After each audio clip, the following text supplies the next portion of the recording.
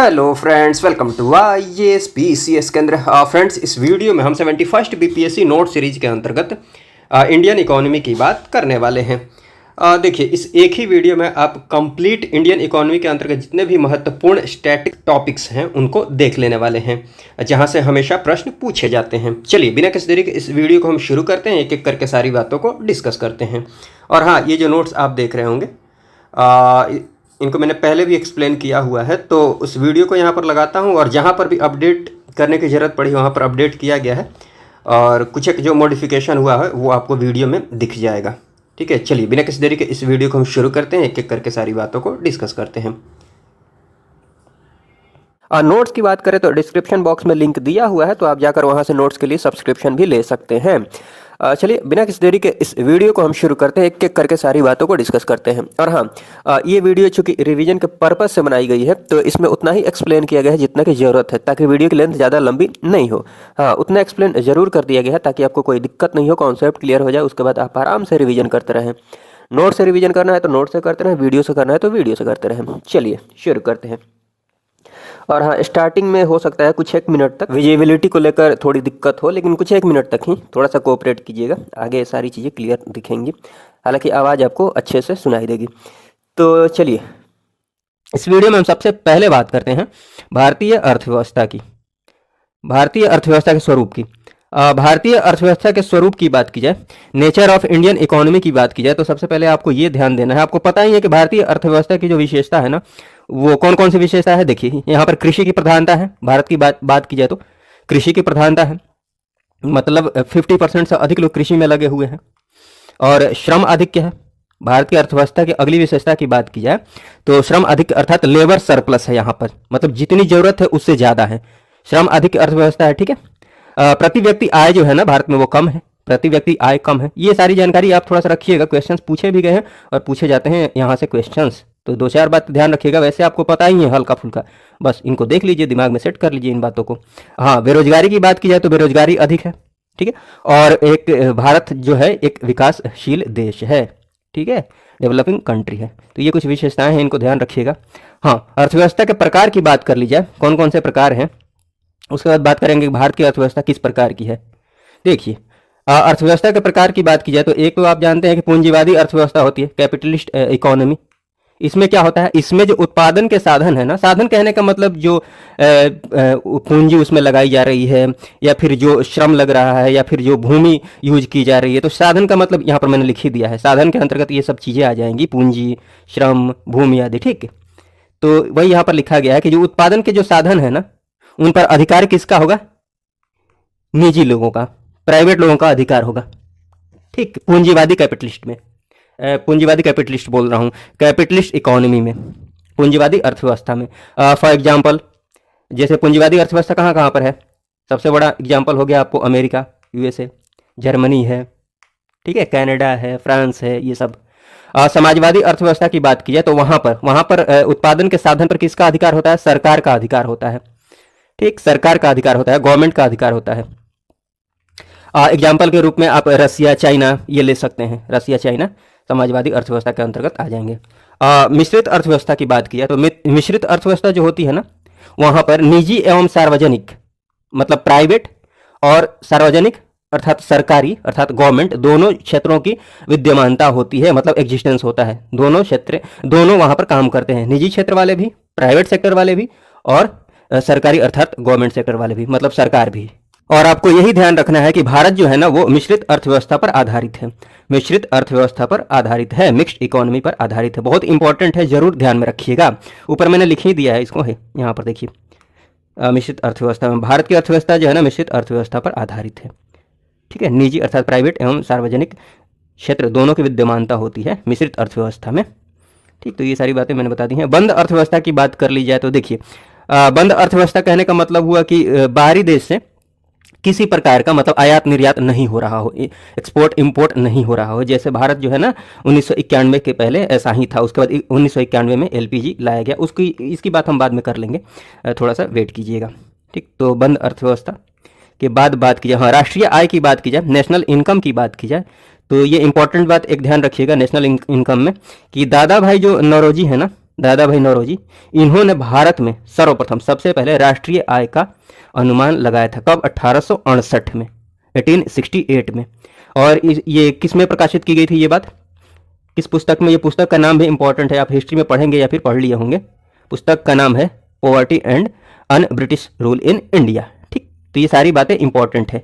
सर्वप्रथम राष्ट्रीय आय का अनुमान लगाया था दादा भाई नौरोजी ने 1868 में, जिसको प्रकाशित किया गया था किसमें? Poverty and un British rule in India.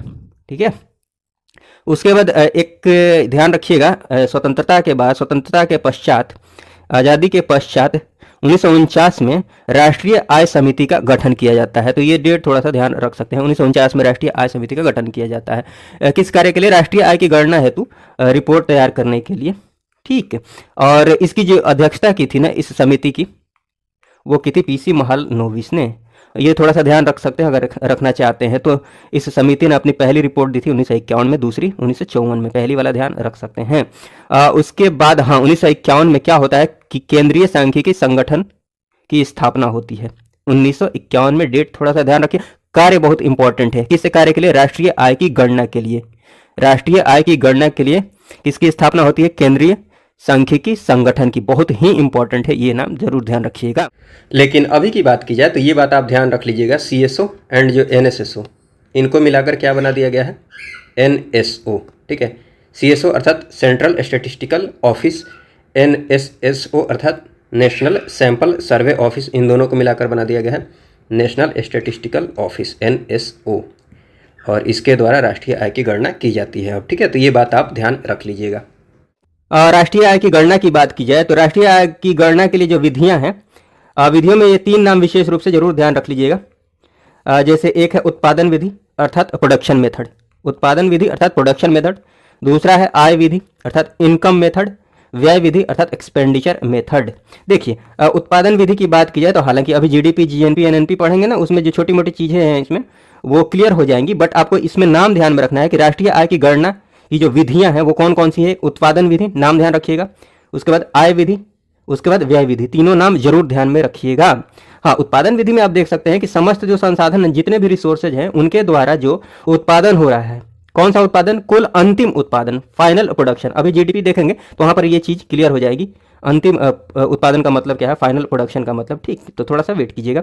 आय विधि की बात की जाए तो देखिए इसमें क्या होता है ना, समस्त जितने भी संसाधन है, जितने भी संसाधन रिसोर्सेज हैं, उनके द्वारा अर्जित, उनके द्वारा जो कमाया गया है, क्या? कुल आय, अर्जित, अर्नड, कुल आय।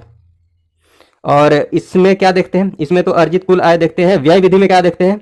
समस्त उपभोग, जितना भी उपभोग हुआ है अर्थात कंजम्पशन हुआ है या फिर खर्च हुआ है, उनका योग। ठीक, व्यय विधि में। चलिए, जो छोटी मोटी चीजें हैं जैसे इसमें फाइनल प्रोडक्शन, ये अंतिम उत्पादन, ये अभी क्लियर हो जाएगा जीडीपी जब देखेंगे तो। देखिए, राष्ट्रीय आय की अवधारणा की बात की जाए, राष्ट्रीय आय की अवधारणा की बात की जाए, कॉन्सेप्ट की बात की जाए तो 3 बातों को हम यहाँ पर देखेंगे। एक तो जीडीपी, एक जीएनपी और एक एनएनपी। मुख्य रूप से इन्हीं तीनों को देखेंगे जो कि इंपॉर्टेंट है। चलिए, जीडीपी की बात की जाए अर्थात ग्रॉस डोमेस्टिक प्रोडक्ट, सकल घरेलू उत्पाद की बात की जाए तो ये किसी भी देश की भौगोलिक सीमा अर्थात जियोग्राफिकल बाउंड्री के अंदर एक वित्तीय वर्ष में, एक वित्तीय वर्ष सामान्यतः 1 वर्ष का ही लिया जाता है, तो एक वित्तीय वर्ष में उत्पादित समस्त अंतिम वस्तुओं एवं सेवाओं का कुल मौद्रिक मूल्य। देखिए, मान लीजिए ये कोई देश है, कोई भी देश है ये। अब इस देश के अपने नागरिक भी होंगे इस देश में और विदेशी भी होंगे। तो जीडीपी क्या बोलता है? जीडीपी क्या है कि किसी भी देश की भौगोलिक सीमा, ये भौगोलिक सीमा हो गई, ये बाउंड्री हो गई, तो भौगोलिक सीमा के अंदर एक वित्तीय वर्ष में उत्पादित समस्त अंतिम वस्तुओं एवं सेवाओं का कुल मौद्रिक मूल्य, अर्थात इस देश के अंदर जो भी है, नागरिक है तो नागरिक भी, विदेशी है तो विदेशी भी, दोनों के द्वारा उत्पादित समस्त अंतिम वस्तुओं एवं सेवाओं का जो कुल मौद्रिक मूल्य होगा वो जीडीपी होगा उस देश का। इसमें नागरिक और विदेशी दोनों आ जाएंगे इस देश की सीमा के अंदर। ठीक, ये इसका मतलब हुआ। अंतिम वस्तुओं का क्या मतलब हुआ? देखिए, जैसे मान लीजिए एक एग्जांपल से समझिए, बिस्किट बनता है, बिस्किट के लिए कच्चा माल में आप गेहूं को ले लीजिए। ठीक है, अब गेहूं को खरीदने में पैसे लगेंगे, फिर इसको पिसाने में पैसे लगेंगे, मतलब आटा बनाने में, फिर बेकिंग करने में पैसे लगेंगे, खर्च लगेंगे। अंत में मतलब ये प्रोसेस से गुजरने के बाद ये बिस्किट तैयार हो जाएगा ना। ठीक है, बिस्किट ये तैयार हो जाएगा। तो बिस्किट तैयार होने के बाद इसका जो प्राइस फिक्स किया जाता है बिस्किट का, उसमें तो सब शामिल कर लिया जाता है ना, इसके पीछे जितने भी खर्च लगे हैं, जितने भी पैसे लगे हैं, उन सबको इसमें शामिल कर लिया जाता है बिस्किट में। ठीक है, तो जब इसी में सब शामिल कर लिया गया है तो इसको देखने की क्या जरूरत है, गेहूं, आटा और ये जो बेकिंग में खर्च लगे हैं, मतलब पैसे लगे हैं, उनको देखने की जरूरत नहीं है।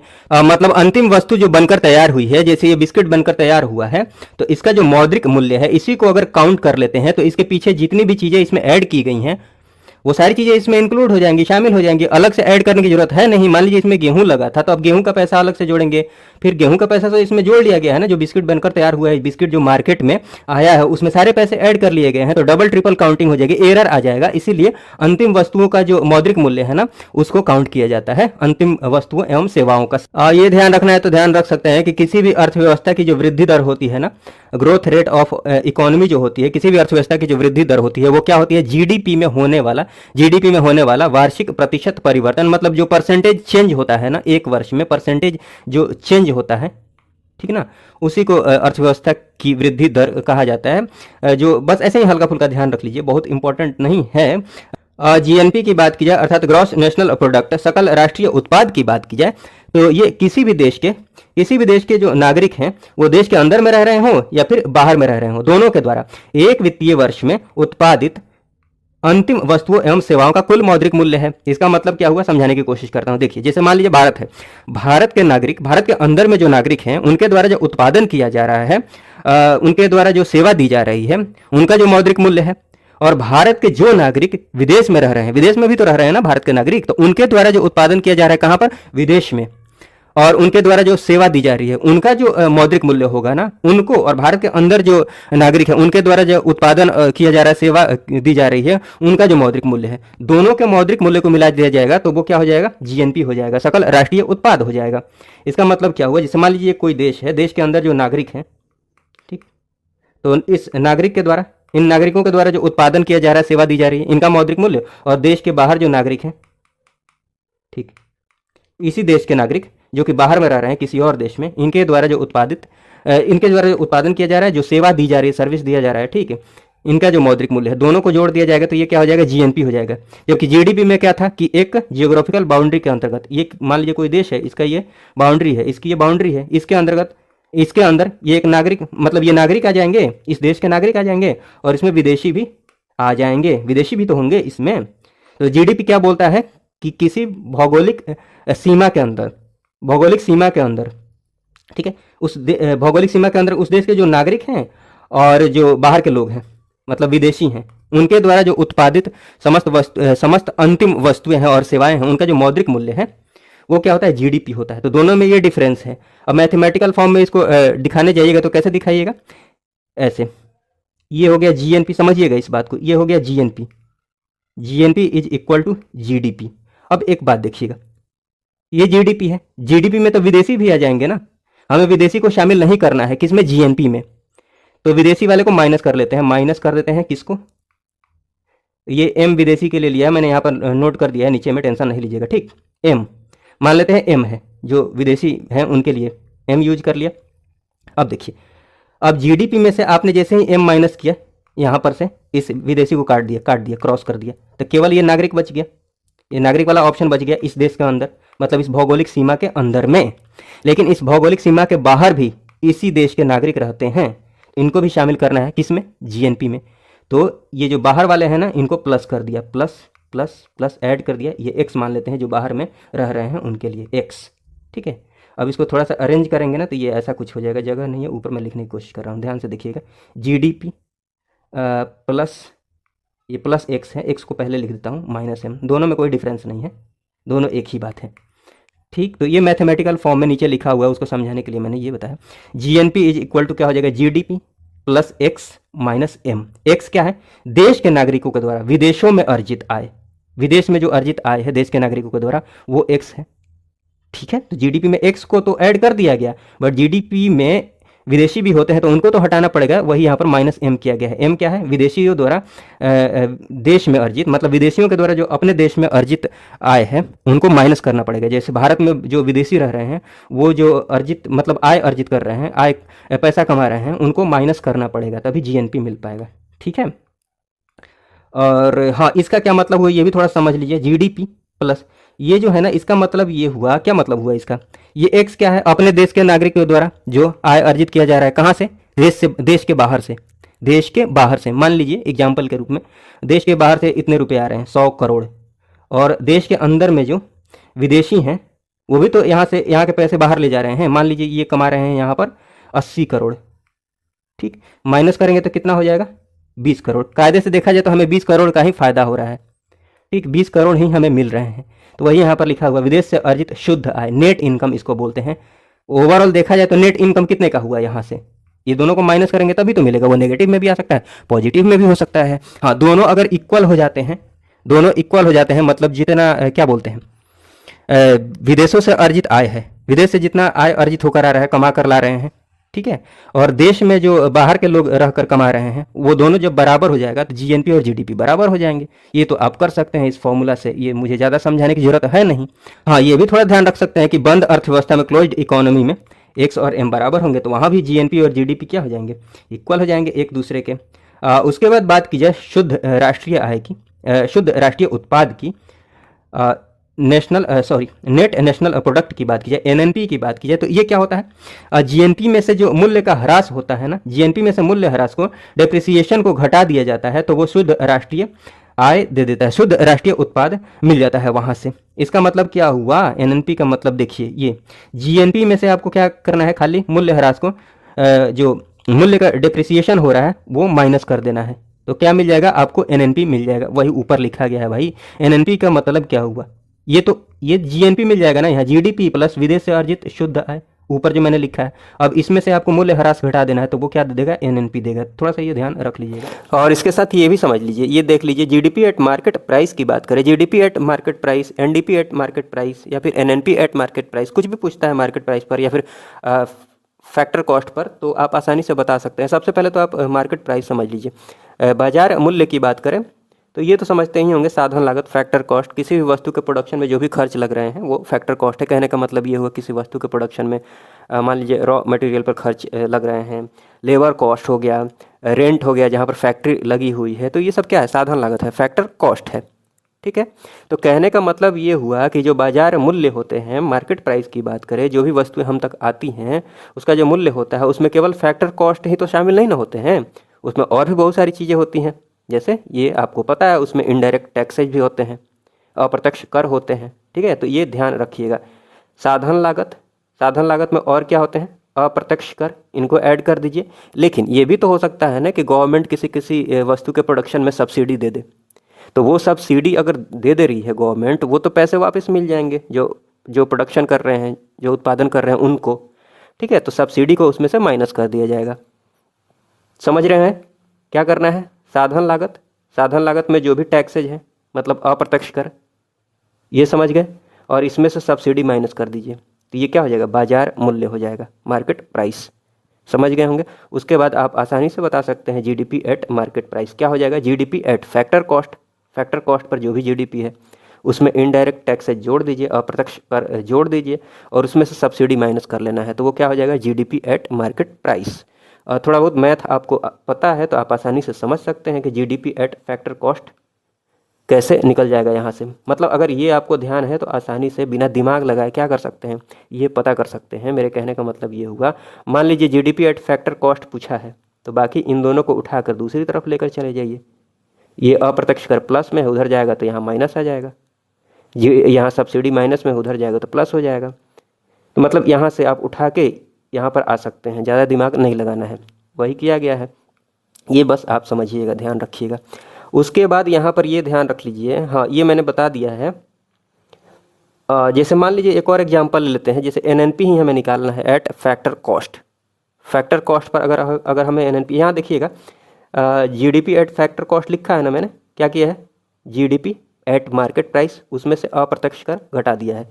यहाँ देखिए, ये तो आप समझ गए हैं, यहाँ तो मैंने काफ़ी अच्छे से समझा दिया। उसके बाद थोड़ा सा मैथ लगा कर ये दाएँ बाएँ करके ये ला सकते हैं फॉर्मूला, अगर समझते हैं इसको तो ठीक है, ये ला लीजिए। उसके बाद जो कुछ भी पता करना है, मान लीजिए हमें एनएनपी एट फैक्टर कॉस्ट पूछा है, तो क्या कीजिएगा, ऐसे ही सेट कर दीजिए, NNP eight market price minus अप्रत्यक्ष कर प्लस सब्सिडी।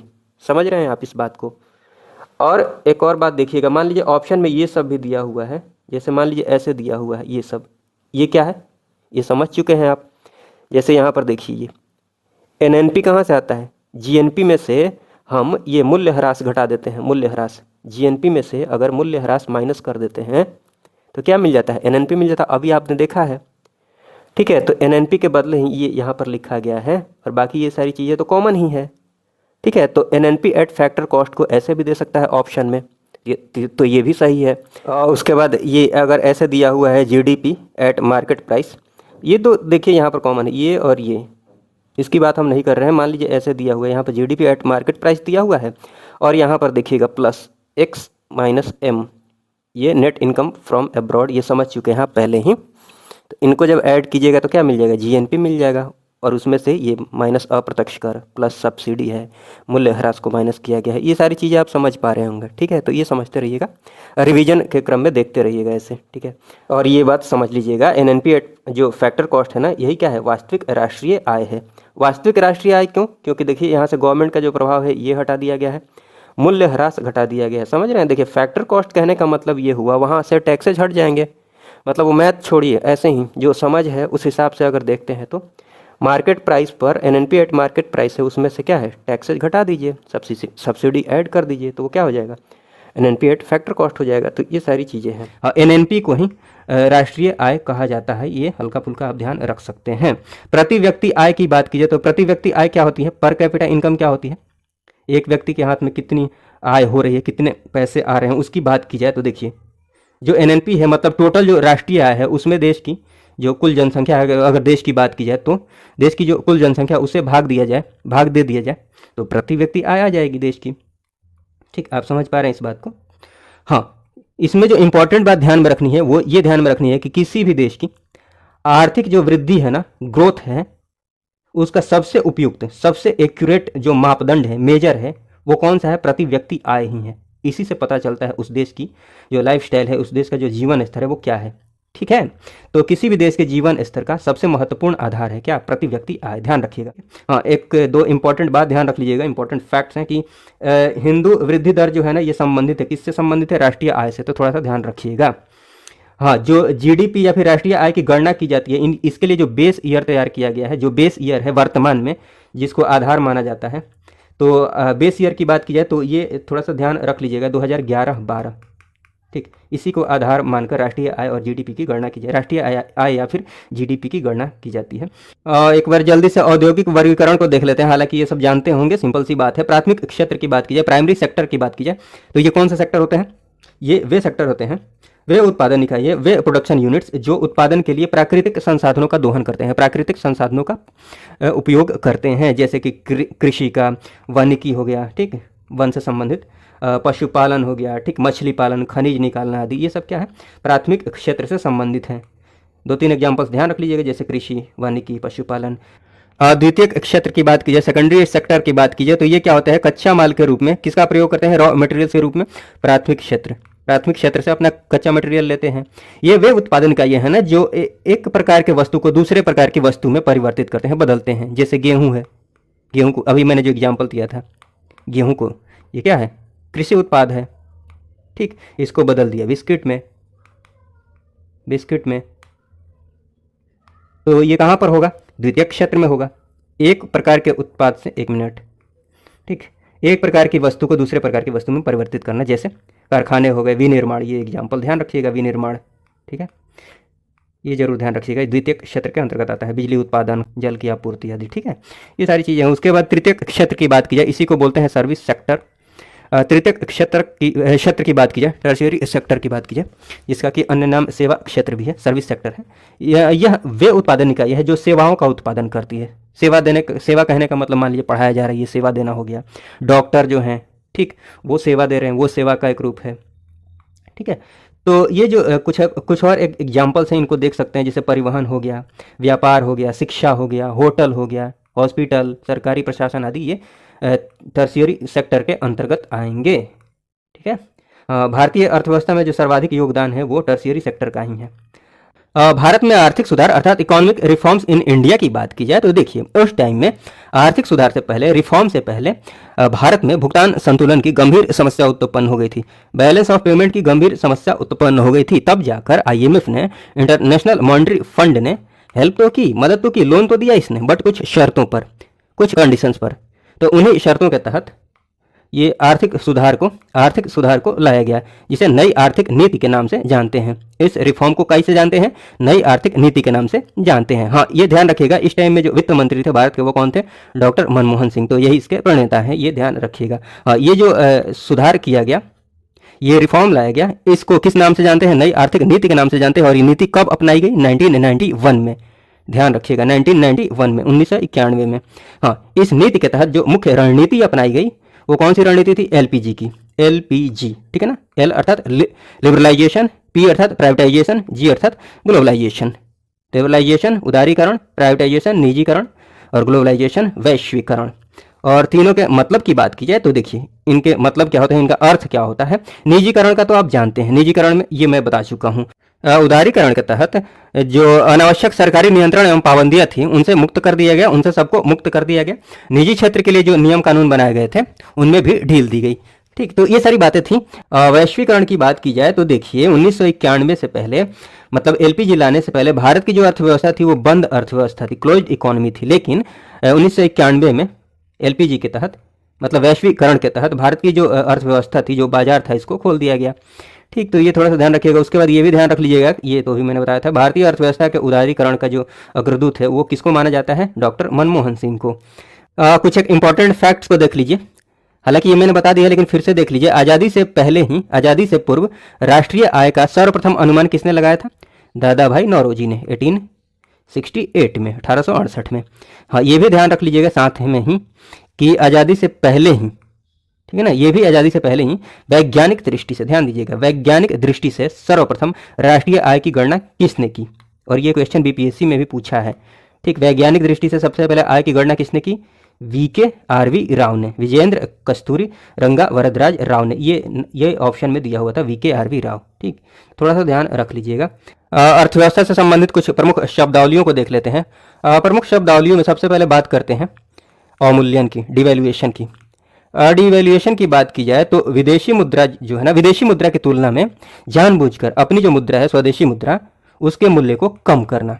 ऐसा क्यों किया जाता है? फॉर एग्जाम्पल मान लीजिए $1 की कीमत अभी लगभग 85 रुपये है। ठीक है, सरकार क्या करती है? $1 की कीमत रुपया के मूल्य को गिराकर कितना कर देती है?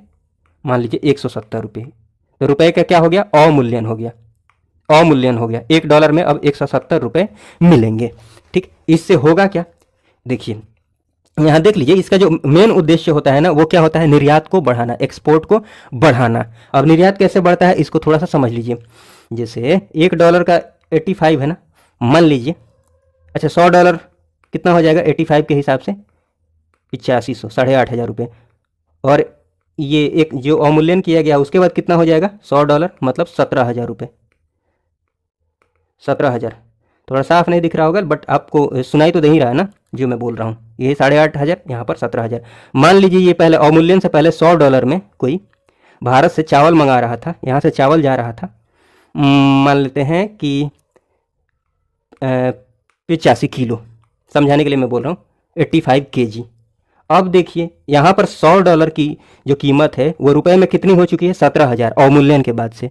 अब कितना चावल मंगा पाएगा वो? 85 दूनी 170 kg। तो निर्यात बढ़ेगा ना, लोग ज़्यादा सामान मंगाएंगे। अब समझ पा रहे हैं इस बात को, इसलिए निर्यात बढ़ेगा। इससे और क्या होगा? निर्यात तो बढ़ेगा बट आयात कम होगा, हम कम सामान वहाँ से मंगाएंगे। क्यों भाई? क्योंकि जहाँ हम 85 रुपये में $1 का सामान मंगा पा रहे थे, मतलब $1 मिल रहा था हमें, अब वही हमें 170 रुपये देने पड़ेंगे $1 के लिए। तो हमारे लिए काफ़ी महंगा हो जाएगा ना किसी चीज़ को खरीदना, बाहर से मंगाना। इसलिए, लेकिन विशेष रूप से ध्यान रखिएगा, अवमूल्यन का जो उद्देश्य होता है वो होता है एक्सपोर्ट को बढ़ाना। मुद्रास्फीति की बात की जाए, इन्फ्लेशन की बात की जाए तो इसका सामान्य सा अर्थ होता है, बस इतना ध्यान रखेंगे तो काम चल सकता है, महंगाई, महंगाई का बढ़ना, वस्तुओं एवं सेवाओं की कीमतों में अर्थात उसके मूल्यों में वृद्धि। ठीक है, हाँ, लेकिन ध्यान रखिएगा कि हल्की फुल्की वृद्धि हो तो ये चलता है। अर्थव्यवस्था के विकास के लिए थोड़ा सा इन्फ्लेशन जरूरी है, थोड़ी सी मुद्रास्फीति जरूरी है, बट यहाँ पर लिखा है मैंने, सामान्य वृद्धि अर्थव्यवस्था के लिए ठीक है, लेकिन अधिक वृद्धि हानिकारक है। जरूरत से ज़्यादा वृद्धि हो जाए तो वो हानिकारक है। अस्फीति की बात की जाए तो मुद्रास्फीति के ठीक उल्टा होता है मुद्रा अस्फीति, डिफ्लेशन। ठीक है ना, ये क्या होता है? मंदी। ये मंदी की स्थिति है। ये है मंदी की स्थिति। मंदी की स्थिति कब हो जाएगी? जब लोगों के हाथ में पैसे कम होंगे। सामान तो है बट खरीदने के लिए पैसे नहीं है। खरीदने के लिए पैसे नहीं है तो प्रोडक्शन नहीं होगा, उत्पादन नहीं होगा। ठीक, आप समझ पा रहे हैं? तो मंदी आ जाएगी। ये ठीक उल्टा होता है महंगाई के। महंगाई में क्या है? लोगों के पास पैसे बहुत हैं। जब पैसे बहुत होंगे, समझ पा रहे हैं ना आप मेरी बात को? पैसे जब बहुत होंगे तो सामान, जो बाजार में सामान है उसकी कीमतें बढ़ जाएंगी। यहाँ पर देखिए, बाजार में मुद्रा की कमी के कारण कीमतों में गिरावट आ जाती है। ये तो सही बात है। मुद्रा अस्फीति के केस में मंदी जब आएगी, लोगों के पास पैसे नहीं हैं तो कीमतों में गिरावट आ जाएगी। एक तो लोग खरीद नहीं रहे हैं, उसके बाद से पैसे कम मिल रहे हैं तो लोग उत्पादन करना नहीं चाहेंगे, खरीद भी नहीं रहे हैं तो उत्पादन नहीं करना चाहेंगे। ठीक, तो देख लीजिए यहाँ पर लिखा है उत्पादन एवं व्यापार में कमी आ जाएगी। सिंपल सी बात है। स्टैगफ्लेशन की बात की जाए तो ये क्या होता है? जब इन्फ्लेशन एवं डिफ्लेशन एक ही साथ हो। हाँ, उसके बाद बात की जाए, इसको तो समझाने की जरूरत नहीं है ना। इन्फ्लेशन जब समझा दिया, डिफ्लेशन समझा दिया तो आप समझ ही गए होंगे। मतलब महंगाई भी है, समझ रहे हैं ना? सामान का दाम बढ़ गया है, सामान का दाम भी बढ़ गया है और डिफ्लेशन भी है, मंदी भी है, फिर भी लोग नहीं खरीद रहे हैं, पैसे खर्च नहीं कर रहे हैं। ठीक, सामान का दाम भी ज़्यादा है, महंगा है। डिफ्लेशन के केस में वैसे क्या होता है? सामान का दाम कम हो जाता है, क्योंकि लोग खरीदते ही नहीं है तो सामान का दाम कम करना पड़ेगा। लेकिन स्टैगफ्लेशन में क्या होता है? महंगाई वैसे ही रहती है, दाम तो वैसे ज़्यादा ही रहता है, लेकिन लोग खरीदते भी नहीं है, मंदी भी रहती है।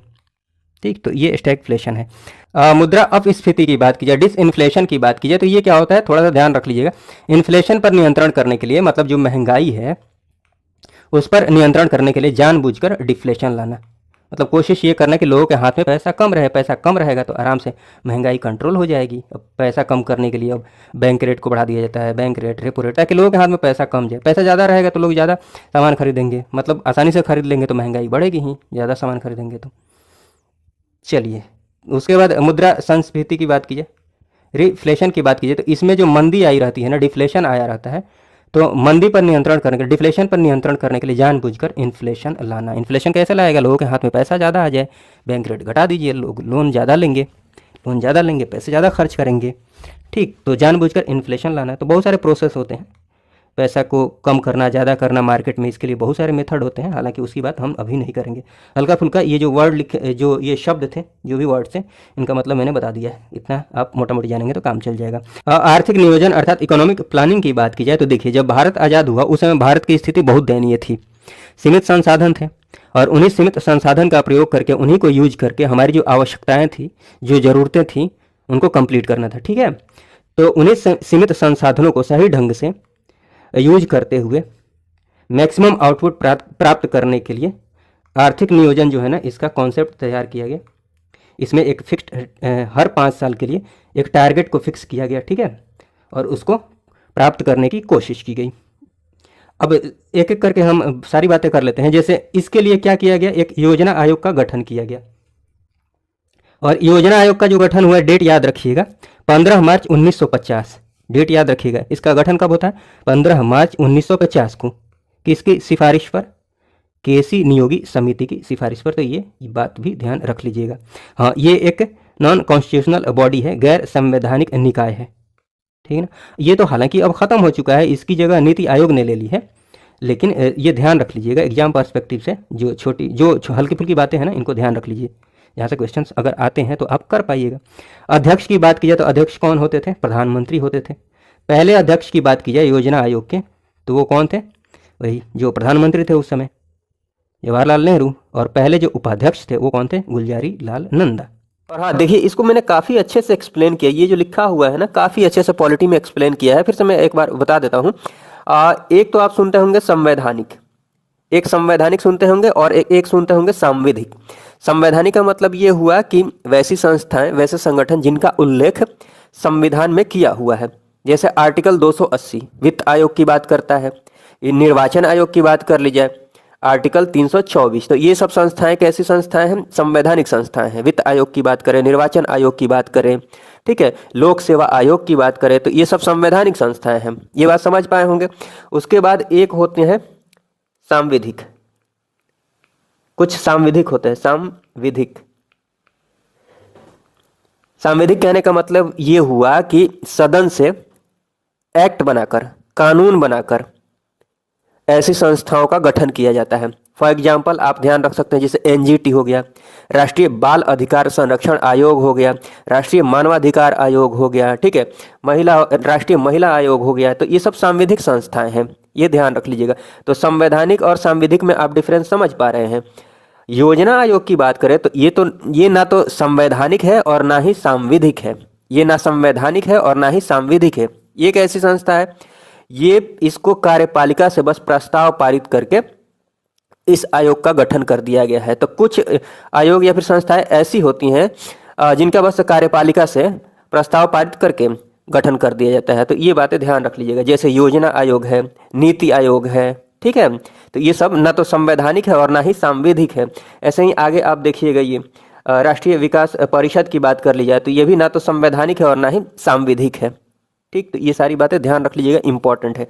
राष्ट्रीय विकास परिषद की बात कर ली जाए तो इसका गठन 6 अगस्त 1952 को किया जाता है, तो डेट ध्यान रख सकते हैं। और ये भी ना तो संवैधानिक है और ना ही सांविधिक संस्था है, तो ये ध्यान रख लीजिएगा।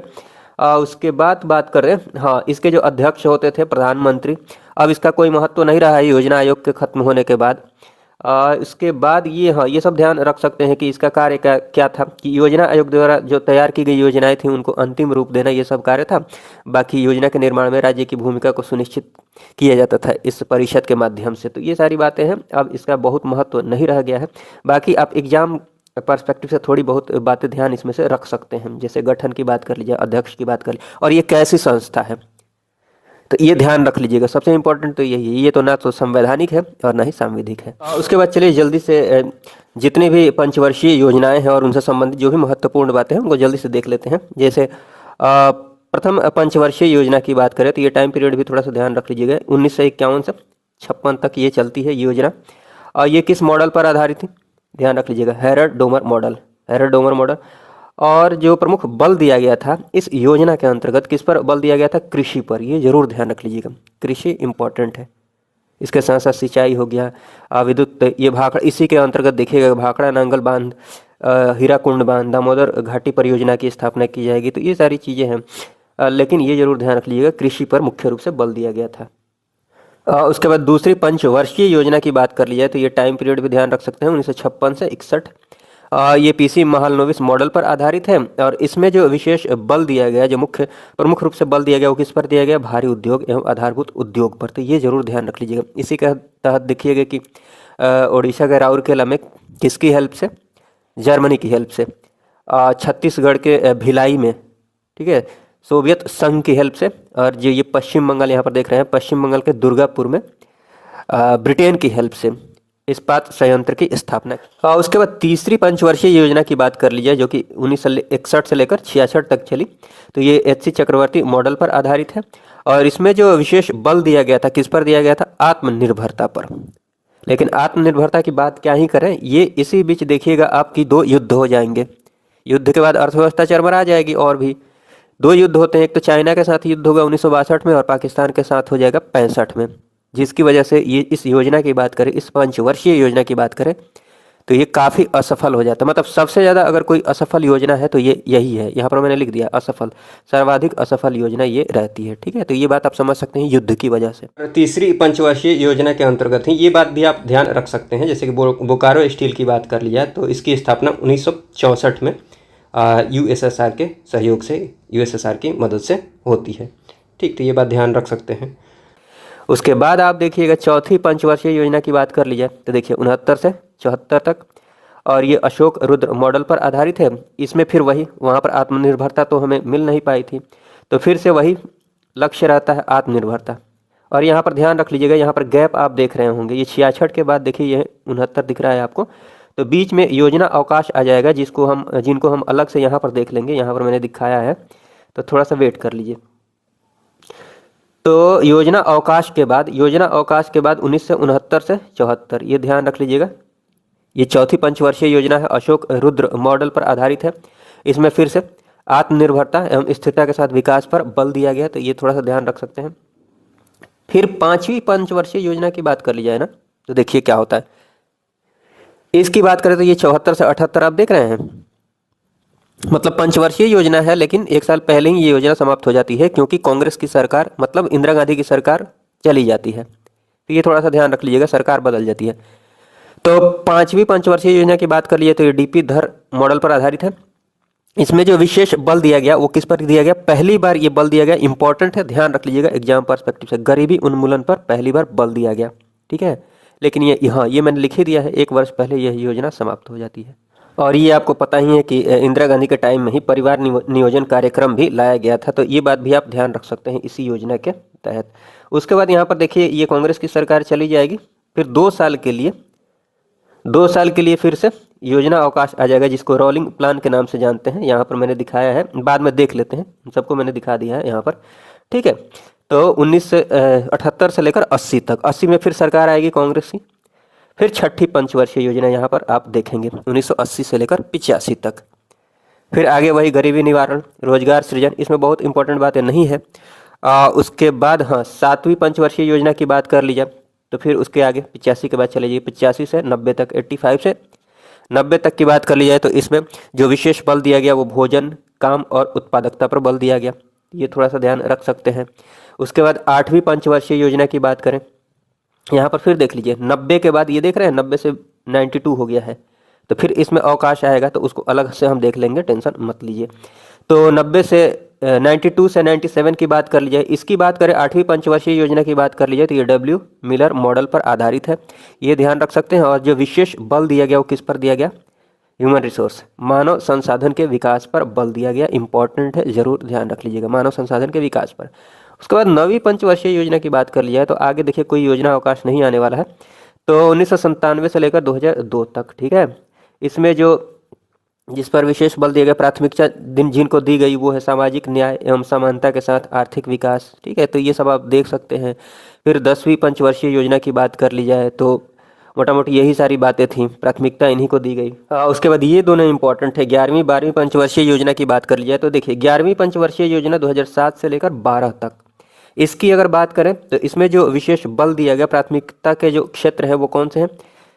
तीव्रतर एवं समावेशी विकास। समावेशी विकास कहने का मतलब ये हुआ, इंक्लूसिव ग्रोथ का मतलब ये हुआ कि सबको एक साथ लेकर चलना है। ठीक है, ऐसा समझ लीजिए, सबका साथ सबका विकास। ठीक है, तो समावेशी विकास की बात, हर तरह से विकास, हर तरह से विकास, हर रूप से, आर्थिक रूप से, राजनीतिक रूप से, हर रूप से विकास पर बल दिया गया। समावेशी विकास आप ध्यान रख लीजिएगा, इंक्लूसिव ग्रोथ। और ये बात भी आप ध्यान रख सकते हैं कि 11वीं पंचवर्षीय योजना के अंतर्गत ही देखिएगा कि सबसे ज़्यादा वृद्धि दर देखी जाती है, सर्वाधिक वृद्धि दर 11वीं पंचवर्षीय योजना के अंतर्गत। और उसके बाद 12वीं पंचवर्षीय योजना की बात कर ली जाए तो इसमें होगा तीव्र, धारणीय, सस्टेनेबल। ठीक है, तीव्र, धारणीय एवं अधिक समावेशी विकास, तो ये सारी बातें हैं, आप जरूर ध्यान रख लीजिएगा। उसके बाद योजना अवकाश की बात कर ली जाए तो ये देखिए 66 से 69 आप देखें गैप, 66 से 69 में देखिए क्या हो जाएगा, यहाँ पर 1-1 साल की योजनाएं चलाई जाएंगी, 1-1 साल की, 66 से 67, 67 से 68, 68 से 69, 1-1 साल की। ठीक है, और इसी योजना अवकाश के अंतर्गत आप देखिएगा 66 से 69 के बीच में एक क्रांति होगी, हरित क्रांति, तो ये ध्यान रख लीजिएगा, योजना अवकाश के अंतर्गत ही हरित क्रांति आती है, ये जरूर ध्यान रख लीजिएगा, इम्पॉर्टेंट है। उसके बाद आगे देखिएगा ये कि कौन सी पंचवर्षीय योजना के बाद ये जो रोलिंग प्लान है ये आ जाता है, किस पंचवर्षीय योजना के बाद? तो 5वीं पंचवर्षीय योजना के बाद, इसमें भी देखिए इसके अंतर्गत 1-1 वर्षीय योजनाएं चलाई जाती हैं। फिर आप देखिएगा, हाँ ये मैंने लिख ही दिया, 66-67 में हरित क्रांति की शुरुआत होती है। और 1978 से 80 की बात कर जाए तो 1-1 साल की जो योजना चलाई जाती है उस योजना का नाम क्या है? Rolling plan. ठीक है, तो ये बात आप ध्यान रख लीजिएगा। आपको पता है कि रोलिंग प्लान जो है इसका जो प्रतिपादक है वो कौन है? Gunnar Myrdal. नहीं जानते होंगे तो आप ध्यान रख सकते हैं। ठीक, तो ये सारी बातें हैं। फिर 90-92 में योजना अवकाश होगा, तो ये सब देख लीजिएगा। उसके बाद ये देख सकते हैं आप कुछ एक फैक्चुअल बातें हैं, जैसे भारत के लिए नियोजित अर्थव्यवस्था की रचना की जाती है किनके द्वारा? एम विश्वेश्वरैया 1934 में, जिसमें भारत में नियोजन का पहला विवरण देखने को मिलेगा। राष्ट्रीय नियोजन समिति की बात कर ली जाए 1938 में इस समिति का गठन किया जाता है, किनके द्वारा? सुभाष चंद्र बोस के द्वारा, तो ये ध्यान रख सकते हैं। अध्यक्षता किनके द्वारा की जाती है? इस समिति की जो अध्यक्षता की जाती है जवाहरलाल नेहरू के द्वारा, तो ये सारी बातें ध्यान रख लीजिएगा। नीति आयोग की बात कर लीजिए तो आपको पता है नीति अर्थात national institution for transforming India, इसकी स्थापना की जाती है 1 जनवरी 2015 को योजना आयोग के स्थान पर। तो योजना आयोग की जगह पर नीति आयोग का गठन किया जाता है। और ये पता है आपको, ये मैंने समझा ही दिया है कि योजना आयोग ना तो संवैधानिक है ना सांविधिक है। वैसे ही नीति आयोग ना तो संवैधानिक संस्था है ना ही सांविधिक है, तो ये ध्यान रख लीजिएगा। उद्देश्य की बात कर लीजिए तो आप समझ ही रहे हैं कि योजना आयोग के स्थान पर इसको लाया गया है। तो नीतियों के क्रियान्वयन में तेजी लाना, केंद्र राज्य समन्वय को बढ़ाना और थिंक टैंक के रूप में ये कार्य करता है। तो ये सारी बातें आप ध्यान रख सकते हैं। अध्यक्ष की बात करें तो वैसे ही योजना आयोग की तरह इनके नीति आयोग के जो अध्यक्ष होते हैं प्रधानमंत्री होते हैं। उपाध्यक्ष की बात कर लीजिए तो ये प्रधानमंत्री के द्वारा नियुक्त किए जाते हैं। वर्तमान में बात कर लीजिए तो जो उपाध्यक्ष हैं वो सुमन कुमार बेरी हैं, और पहले जो उपाध्यक्ष थे वो कौन थे? अरविंद पनगड़िया, जो कि 16वें वित्त आयोग के अध्यक्ष बने हैं। ये बात आप ध्यान रखिएगा। उसके बाद हाँ, वर्तमान में जो सीईओ है BVR सुब्रमण्यम है, और पहले जो थे वो कौन थे? सिंधु श्री हुल्लर। तो ये ध्यान रख लीजिएगा। उसके बाद बात करते हैं उसके बाद देखिए मुद्रा की बात करें। ये मुद्रा में आगे आपको मुद्रा पूर्ति के मापक, मौद्रिक नीति, क्वालिटेटिव की बात कर ली जाए, क्वांटिटेटिव की बात कर ली जाए, current account, saving account, demand draft. उसके बाद हाँ, ये सारी चीज़ें हैं। Fixed deposits, recurring deposits, cash certificates, staff security certificate, conceptual कुछ बातें हैं जैसे कि ये NDTL है, CRR, SLR, bank rate, LAF, repo rate, reverse repo rate. तो ये सारी चीज़ें हैं। उसके बाद STFR, फिर ये ओपन मार्केट ऑपरेशन है, फॉरेक्स रिजर्व की बात कर ली जाए। ये तो 69 BPSC में क्वेश्चन पूछ लिया था। ये चारों ऑप्शन में दे दिया गया था, चारों के चारों। खैर, इसके बाद भुगतान संतुलन है। फिर इसी में आगे आइएगा, इधर FDI है, FPI है, SDR विशेष आहरण अधिकार की बात कर लिया। फिर इसमें से प्रमुख औद्योगिक नीति की बात कर ली जाए तो ये भी 69 में पूछ लिया गया था BPSC में, ये वाला। उसके बाद आगे आइएगा तो MSME है। फिर गरीबी है, गरीबी मापने के लिए कौन कौन सी समितियां बनाई गई थी, मापने के साधन कौन कौन से हैं। तो ये सारी चीज़ें हैं। उसके बाद कुछ एक महत्वपूर्ण समितियां नीचे हैं। उसके बाद बजट की बात करें तो देखिए ये बजट से संबंधित कुछ एक महत्वपूर्ण शब्दावलियाँ हैं। चलिए एक बार बजट को देख ही लेते हैं। यहाँ पर जो स्टैटिक पोर्शन है बजट की बात करें तो, जैसे कि बजट की बात करें तो जो ये फ्रेंच शब्द से लिया गया है। फ्रेंच शब्द कौन सा? बॉगेट। इसका अर्थ क्या होता है? एक चमड़े का थैला। तो ये सब आप ध्यान रख सकते हैं। हाँ, बजट की बात करें तो इसका उल्लेख संविधान में नहीं किया गया है, बल्कि बजट को वार्षिक वित्तीय विवरण के रूप में संविधान में उल्लेख किया गया है। वार्षिक वित्तीय विवरण अनुच्छेद 112 में केंद्र की बात कर ली जाए तो, और राज्य की बजट की मतलब राज्य के वार्षिक वित्तीय विवरण की बात कर ली जाए तो अनुच्छेद 202 में। तो ये बातें ध्यान आप रख लीजिएगा। उसके बाद बात करें तो भारत का जो पहला बजट पेश किया जाता है वो किसके द्वारा किया जाता है? 1860 में किया जाता है, जेम्स विल्सन के द्वारा। ठीक है। उसके बाद देखिएगा यहाँ पर कि स्वतंत्र भारत का पहला बजट किसके द्वारा पेश किया जाएगा? तो आर के षणमुखम चट्टी के द्वारा 26 नवंबर 1947 को। उसके बाद ये देखिएगा गणतंत्र भारत का प्रथम जो बजट पेश किया जाता है वो जॉन मथाई के द्वारा 28 फरवरी 1950 को। तो ये कम से कम ये इस भी ध्यान रख लीजिएगा। उसके बाद यहाँ देख लीजिए हाँ कि लगातार, यहाँ देखिएगा कन्फ्यूज नहीं होगा, लगातार सर्वाधिक बार माने लगातार बिना गैप के लगातार सबसे ज़्यादा बार बजट किनके द्वारा पेश किया गया है? तो निर्मला सीतारमण के द्वारा। 2025-26 की बात कर ली जाए तो ये निर्मला सीतारमण के द्वारा ये 8वीं बार ये बजट पेश किया गया है, लगातार 8वीं बार। तो ये बात आप ध्यान रख सकते हैं। लगातार की बात कर ली जाए, समग्र रूप से बात कर ली जाए कि सर्वाधिक बार बजट किसने पेश किया है तो वो कौन है? मोरारजी देसाई, 10 बार इन्होंने पेश किया है। ठीक है। तो ये सारी बातें आप ध्यान रख लीजिएगा। और उसके बाद ये ध्यान रख सकते हैं कि रेलवे बजट को अब आम बजट में शामिल कर दिया गया है, मतलब 2017 से शामिल कर दिया गया है। इसको अलग कब कर दिया गया था? 1924 में एकवर्थ समिति के अनुसार इसको अलग किया गया था।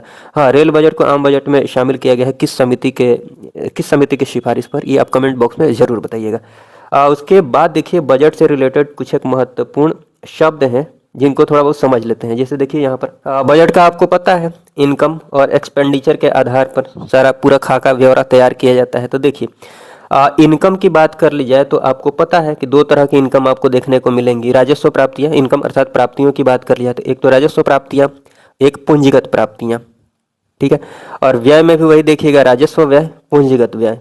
जैसे यहाँ पर देखिए राजस्व प्राप्तियों की बात कर लिया तो ये बात ध्यान रखिएगा, बस ये एक लाइन जो मैंने ऊपर लिखा है ना यहाँ पर, ये ध्यान रख लीजिएगा। जैसे देखिए यहाँ पर राजस्व प्राप्तियों की बात कर ली जाए तो ये जो है ना, देखिए इससे क्या होगा, ना तो कर्ज बढ़ेगा और ना ही संपत्ति कम होगी। कहने का मतलब ये हुआ कि जो सरकार को कमाई होती है, मोटा मोटी ऐसे समझ लीजिए, तो सभी प्रकार के जो टैक्सेज हैं, इनडायरेक्ट टैक्स की बात कर लीजिए, डायरेक्ट टैक्स की बात कर लीजिए, ठीक है, अब तो जीएसटी आ गया है, तो सभी प्रकार के जो कर हैं उनसे जो पैसे आ रहे हैं तो राजस्व प्राप्तियों के अंतर्गत आ जाएंगे। फिर पीएसयू जो भी हैं, उनकी जो इनकम है, उपहार एवं जो अनुदान मिलता है, इनको ग्रांट मिलता है, हाँ कोई भी फीस है, फाइन लगाया जाता है, लाइसेंस वगैरह बनाया जाता है, तो उनसे जो पैसे वैसे आ रहे हैं, हाँ इन्होंने जिनको ऋण, किसी को ऋण दिया है, उनसे जो ब्याज आ रहा है आदि, ये सारी चीज़ें हैं, तो ये ध्यान रख लीजिएगा, ये राजस्व प्राप्तियों के अंतर्गत आ जाएंगी। इनसे क्या होगा, इनसे ना तो इनका कर्ज बढ़ेगा ना ही संपत्ति कम होगी।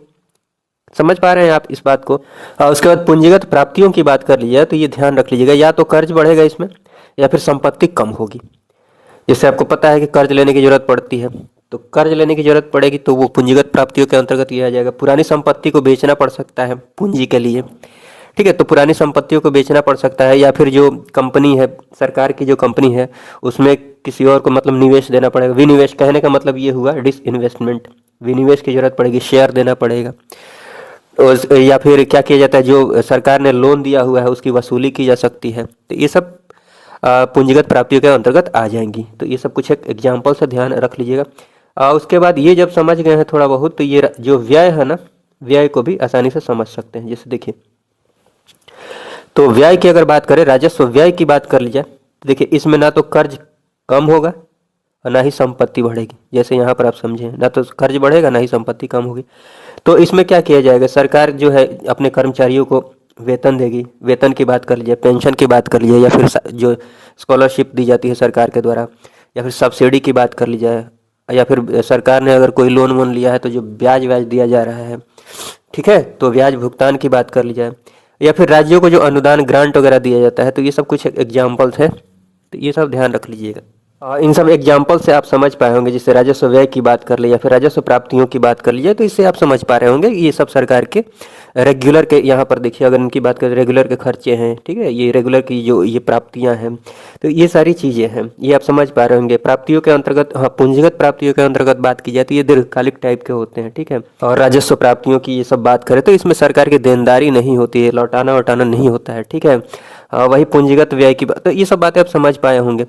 उसके बाद यहाँ पर ये देख लीजिए, तो पूंजीगत व्यय की बात कर ली जाए तो अब तो सब समझ ही गए होंगे। जैसे देखिए यहाँ पर मैंने लिख ही दिया है, या तो इसमें कर्ज कम होगा या फिर संपत्ति बढ़ेगी। कैसे, देखिए कर्ज को वापस किया जाएगा इसके अंतर्गत, या फिर इंफ्रास्ट्रक्चर पर काम किया जाएगा। कैसे, सड़क में बांध, स्कूल, अस्पताल आदि का निर्माण कराया जाएगा। इन सब चीज़ों पर व्यय किया जाएगा, खर्च किया जाएगा, पूंजी पर काम किया जाएगा, ठीक है।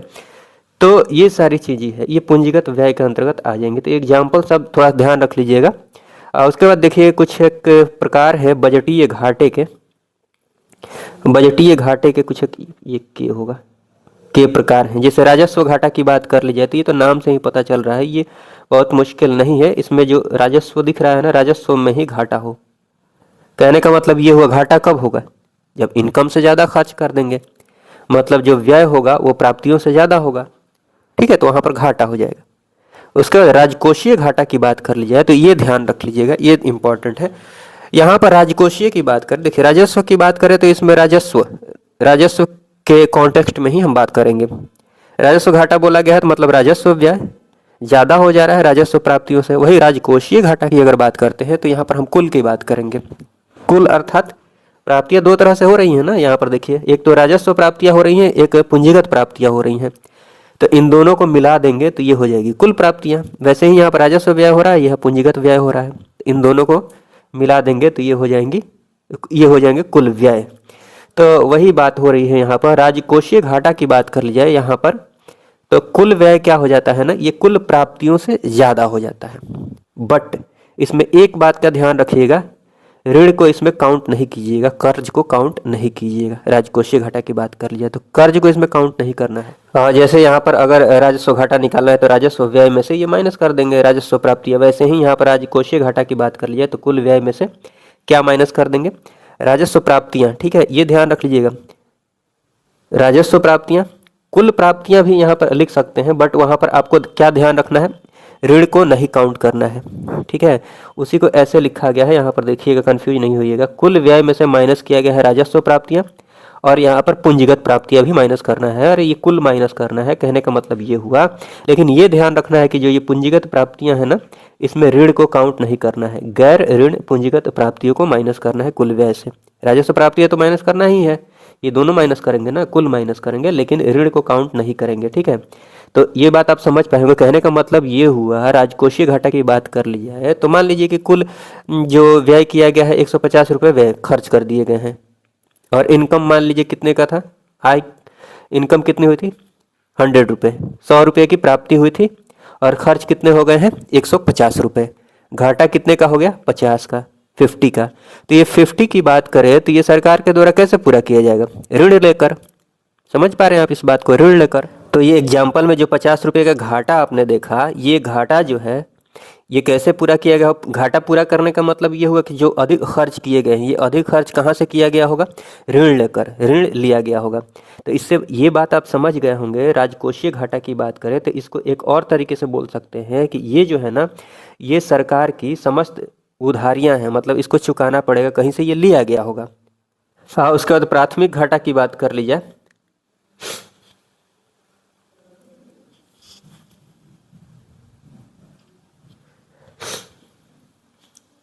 उसके बाद प्राथमिक घाटा की बात करें तो ये ध्यान रख लीजिएगा, ये मैंने अभी समझा ही दिया है। राजकोषीय घाटा जो है ये ऋण ही है, समस्त ऋण है ये। तो ऋण में से अगर ब्याज भुगतान माइनस कर देते हैं, जो ब्याज दिया जा रहा है सरकार के द्वारा, ब्याज को साइड कर दीजिए तो आपको प्राथमिक घाटा का अंदाज़ा लग जाएगा, प्राथमिक घाटा का आइडिया लग जाएगा, ठीक है। ब्याज को माइनस कर दीजिए ऋण में से। उसके बाद ये ध्यान रख सकते हैं, प्रभावी राजस्व घाटा की बात कर ली जाए तो राजस्व घाटा में से संपत्ति निर्माण पर जो व्यय किया जाता है, या फिर राज्य को, अगर भारत सरकार की बात करें तो राज्य को जो दी जाने वाली, ये नीचे मैंने लिखा है कैपिटल ग्रांट, जो राज्य को अनुदान दिया जाता है, ठीक है। तो राजस्व घाटा में से संपत्ति निर्माण पर व्यय अगर खर्च ये माइनस कर दिया जाता है तो प्रभावी राजस्व घाटा आप देख सकते हैं। तो ये सारी चीज़ें हैं। अब बात कर लेते हैं मौद्रिक नीति, कॉन्सेप्चुअल टॉपिक है, इसको डिस्कस कर लेते हैं। मॉनेटरी पॉलिसी की बात कर ली जाए तो देखिए, फिस्कल पॉलिसी जो होती है वो सरकार के द्वारा निर्धारित की जाती है, ठीक है। वही मौद्रिक नीति की बात कर ली जाए, मॉनेटरी पॉलिसी की बात कर ली जाए तो ये आरबीआई के द्वारा। तो डिफरेंस ध्यान रखिएगा, फिस्कल पॉलिसी सरकार के द्वारा, मॉनेटरी पॉलिसी आरबीआई के द्वारा। तो यहाँ पर मॉनेटरी पॉलिसी में हम बहुत सारे उपकरण देखने वाले, इंस्ट्रूमेंट्स देखने वाले हैं जिनके द्वारा इन्फ्लेशन या फिर डिफ्लेशन को कंट्रोल किया जाता है। इंस्ट्रूमेंट्स में आप देखेंगे दो तरह के देखेंगे, एक तो आप क्वालिटेटिव इंस्ट्रूमेंट्स देखेंगे, एक क्वांटिटेटिव देखेंगे। क्वालिटेटिव के अंतर्गत मार्जिन निर्धारण या फिर LTV, loan to value ratio की बात कर ली जाए, क्रेडिट रैशनिंग की बात कर ली जाए, या फिर मोरल सुएशन अर्थात नैतिक दबाव की बात कर ली जाए, या फिर डायरेक्ट एक्शन की बात कर ली जाए। तो ये सारी जो चीज़ें हैं ये क्वालिटेटिव इंस्ट्रूमेंट्स के अंतर्गत आती हैं। इनको हम देखने वाले हैं, इस पर डिस्कशन करेंगे। अभी खाली नाम देख लीजिए। ये क्वेश्चन ऐसे पूछा भी जा सकता है, निम्नलिखित में से कौन सा क्वालिटेटिव इंस्ट्रूमेंट्स के अंतर्गत आता है या फिर नहीं आता है। तो ये नाम ध्यान रख लीजिएगा, अभी समझने वाले भी हैं कि ये क्या क्या होता है, ये कौन कौन सी, मतलब इनका मतलब क्या होता है, इनकी मीनिंग क्या होती है। हाँ, क्वांटिटेटिव इंस्ट्रूमेंट्स की बात कर लीजिए, मात्रात्मक इंस्ट्रूमेंट की बात करें, उपकरण की बात करें तो इसके अंतर्गत देखिए कौन कौन सी चीज़ें आ जाएंगी। रिजर्व रेशियोज, सीआरआर, एसएलआर हम देखने वाले हैं अभी। और उसके बाद ओएमओ अर्थात ओपन मार्केट ऑपरेशन की बात कर ली जाए, या फिर जो भी रेपो रेट है, रिवर्स रेपो रेट है, बैंक रेट है, एलएएफ के अंतर्गत ही ये repo rate, reverse repo rate आ जाएंगे। एलएएफ अर्थात लिक्विडिटी एडजस्टमेंट फैसिलिटी, उसके बाद एचडीएफआर देख लेंगे। तो ये सारी जो चीज़ें हैं ना, ये क्वांटिटेटिव इंस्ट्रूमेंट्स के अंतर्गत आती हैं। तो इनको आप ध्यान रखिएगा, एक एक करके हम डिस्कस करने वाले हैं। हाँ, आगे डिस्कस करने से पहले ये थोड़ा सा देख लीजिए, ये demand liabilities and time liabilities, इनके अंतर्गत कौन सी चीज़ें आती हैं, उसके बाद एक एक करके ये सारी चीज़ें हम डिस्कस कर लेते हैं। उसके बाद यहाँ पर आ जाएंगे, सबसे पहले इसको, उसके बाद इसको। चलिए, तो डिमांड लायबिलिटीज की बात कर ली जाए तो इनके अंतर्गत देखिए, करंट अकाउंट की बात जो हम करते हैं, आप जो खाता होता खुलवाते हैं तो आप सुनते होंगे करंट अकाउंट। सेविंग अकाउंट की बात करें तो ये जो है ना, ये करंट अकाउंट, सेविंग अकाउंट, या फिर डिमांड ड्राफ्ट की बात कर ली जाए तो ये डिमांड लायबिलिटीज के अंतर्गत आती हैं। कहने का मतलब ये हुआ कि करंट अकाउंट में अगर पैसे हैं, सेविंग अकाउंट में है, या फिर डिमांड ड्राफ्ट लेकर जाते हैं आप पैसे निकालने, ठीक है, तो जो बैंक है वो मना नहीं करेगी, उनको पैसे देने पड़ेंगे आपको, ठीक है, उसी टाइम। जबकि टाइम लायबिलिटीज की बात कर ली जाए तो ये देख लीजिए, जैसे फिक्स्ड डिपॉजिट होता है, रिकरिंग डिपॉजिट होता है, तो आप फिक्स डिपॉजिट से समझ सकते हैं, ये बार बार आप सुनने को मिलता है आपको कि इसमें एक फिक्स टाइम के लिए क्या किया जाता है, अमाउंट को फिक्स कर दिया जाता है, एक फिक्स टाइम के बाद ही वो पैसे आपको मिलेंगे। अगर पहले लेते हैं तो उसके लिए पेनल्टी देनी पड़ती है, जुर्माना देना पड़ता है। ठीक है, ये बात समझ पा रहे हैं। तो आप डिमांड लायबिलिटीज के अंतर्गत CA से करंट अकाउंट, सेविंग अकाउंट को रख लीजिए, इसको भी ध्यान रख लीजिएगा। टाइम लायबिलिटीज के अंतर्गत ये फिक्स डिपॉजिट हो गया, रिकरिंग डिपॉजिट हो गया, बाकी सारी चीज़ें ये हैं। उसके बाद NDTL देख लीजिए। इसके बाद एक एक करके जितने भी क्वांटिटेटिव इंस्ट्रूमेंट्स हैं और जो भी क्वालिटेटिव इंस्ट्रूमेंट्स हैं उनको डिस्कस कर लेते हैं। देखिए, NDTL अर्थात net demand and time liabilities. एक और बात ध्यान रख लीजिएगा, जितने भी रिजर्व रेशियोज हैं वो NDTL पर ही काउंट किए जाते हैं। आप यहाँ ये ध्यान रख लीजिए कि जो NDTL है ना, ये बैंक के पास उपलब्ध वह राशि है जो लोन देने के लिए है, जो लोन देने के लायक है। कहने का मतलब ये हुआ कि बैंक के पास जितने भी पैसे आ रहे हैं, जितने भी पैसे जमा हो रहे हैं, वे सारे के सारे पैसे लोन में नहीं दिए जा सकते हैं। ये बात आप जानते हैं, या फिर समझ लीजिए, जितने भी पैसे जमा हो रहे हैं बैंक के पास, वे सारे के सारे पैसे लोन में नहीं दिए जा सकते। 100% पैसे लोन में नहीं दिए जा सकते। आपको पता है कि बैंक के पास जितने भी पैसे, जो भी पैसे आ रहे हैं, बैंक क्या करती है, जिनको ज़रूरत है उनको लोन देती है। लोन से जो भी ब्याज आता है उनसे बैंक का काम चलता है। ठीक है, लेकिन ध्यान रखने वाली बात यह है कि सारे के सारे पैसे, जितने भी पैसे जमा हो रहे हैं, वे सारे के सारे पैसे लोन में नहीं दिए जा सकते हैं। बैंक के पास भी कुछ पैसे रिजर्व में रखने होते हैं। ठीक, ये बात समझ लीजिएगा, नहीं तो जुर्माना देना पड़ता है, RBI के द्वारा पेनल्टी लगाया जा सकता है। ठीक है, तो आपको ये ध्यान रखना है कि कितने पैसे आखिर बैंक लोन में दे सकती है, तो यही ध्यान रखना है आपको। उसी को बोलते हैं NDTL, net demand and time liabilities. मतलब बैंक के पास उपलब्ध वह राशि जो लोन देने के लिए हो। अब खुद समझ लीजिए कि अगर सारे के सारे पैसे बैंक लोन में दे देती है, अगले दिन कोई पैसा, अपना पैसा निकालने आता है, तो उसका अपना पैसा कैसे मिलेगा? समझ रहे हैं आप इस बात को? हाँ, ये बात सही है कि सब पैसे नहीं निकालने आएंगे, लेकिन कुछ लोग तो आ सकते हैं ना, ज़रूरत के लिए कोई काम पड़ता है तो पैसे निकालने आ सकते हैं। तो वे पैसे कहाँ से देगी बैंक? इसलिए बैंक के पास पैसे रखने ज़रूरी होते हैं। तो ये आपको ध्यान रखना है। देखिए, तो उसमें आप देखिए कि बैंक के पास क्या क्या रखना होता है। एक तो रखना होता है CRR और एक SLR। CRR अर्थात cash reserve ratio, cash reserve ratio, नकद आरक्षित अनुपात। इसको मैं एग्जाम्पल से समझाने की कोशिश करता हूँ। जैसे मान लीजिए कि बैंक के पास 100 रुपये आए हैं और RBI ने बोला है, एग्जाम्पल है ये, ठीक है, RBI ने बोला है कि आपको 20% CRR में रखना है। मतलब 100 में से बैंक 20 रुपये तो ये रख देगी। 80 रुपये में से बैंक लोन दे सकती है। हालांकि SLR भी है, आगे हम देखने वाले हैं। तो 80 रुपये जो है ये बैंक लोन में दे सकती है। ये बात समझिएगा, यहाँ से हम इन्फ्लेशन और डिफ्लेशन समझते जाएंगे। तो 80 रुपये दे सकती है। उसके बाद मान लीजिए अगर RBI ये बोल दे कि आपको CRR में 20% नहीं रखना है, 40% रखना है, तो अब बैंक के पास कितने पैसे रह जाएंगे देने के लिए? 60 रुपये ही रह जाएंगे। ठीक है, तो अब देखिएगा, पहले बैंक जो है वो 80 रुपये दे पा रही थी लोन में, अब कितने? 60 रुपये। मतलब पहले मार्केट में ज़्यादा पैसे जा रहे थे। तो जब मार्केट में पैसे ज़्यादा होते हैं तो महंगाई बढ़ती है। इन्फ्लेशन को आप महंगाई ही समझिए, इन्फ्लेशन बढ़ता है। मार्केट में अगर पैसे ज़्यादा होंगे तो इन्फ्लेशन बढ़ेगा, आप समझ पा रहे हैं। और मार्केट में अगर पैसा कम होगा तो इन्फ्लेशन कम होगा, समझ रहे हैं ना। तो अगर CRR को बढ़ा दिया गया है तो लोन देने वाला जो पैसा है वो कम हो गया है, अर्थात मार्केट में भी पैसा कम हो जाएगा। मार्केट में पैसा कम होगा तो जो इन्फ्लेशन है वो कम होगा। ये बात आप समझ रहे हैं। तो ऐसे ही एक एक करके सब देखते चलेंगे हम। और ये सब मैंने यहाँ पर लिख भी दिया है। CRR सभी बैंकों को ये रखना आवश्यक है। ठीक है, नहीं रखने पर जुर्माना लगेगा RBI के द्वारा। और इस पर कोई फ़ायदा नहीं होता है, कोई प्रॉफिट नहीं होता है, कोई लाभ नहीं होता है। क्यों? क्योंकि ये पैसे लोन में नहीं दिए जा सकते हैं। यहाँ पर मैंने बगल में लिख भी दिया है, क्योंकि इसमें से लोन नहीं दिया जा सकता है। ठीक है, CRR। और CRR अगर बढ़ाते हैं तो इन्फ्लेशन कंट्रोल किया जा सकता है। उसके बाद SLR की बात करें, अर्थात वैधानिक तरलता अनुपात की बात करें, तो ये भी सभी बैंकों को रखना अनिवार्य होता है। कैश के रूप में रख सकते हैं, गोल्ड के रूप में रख सकते हैं, या फिर RBI अप्रूव्ड सिक्योरिटीज़ के रूप में रख सकते हैं। सिक्योरिटीज एग्जाम्पल के रूप में जैसे GSEC समझ सकते हैं, गवर्नमेंट सिक्योरिटीज, GSEC क्या होता है? मान लीजिए सरकार को कभी पैसों की ज़रूरत पड़ती है तो सरकार क्या करती है? एक कागज़ तैयार करेगी, एग्रीमेंट समझ लीजिए। जितने पैसे लेने हैं उसके अकॉर्डिंग, ठीक। और ये पेपर ले जाकर सरकार को, वो आरबीआई को दे देगी गवर्नमेंट कि इतने पैसे चाहिए। उन पैसों के अकॉर्डिंग ही ये पेपर तैयार होता है। पैसे जब वापस सरकार लौटाएगी तो पेपर मिल जाएगा, ठीक है। तो ये क्या है, यही जीसेक है, गवर्नमेंट सिक्योरिटीज है।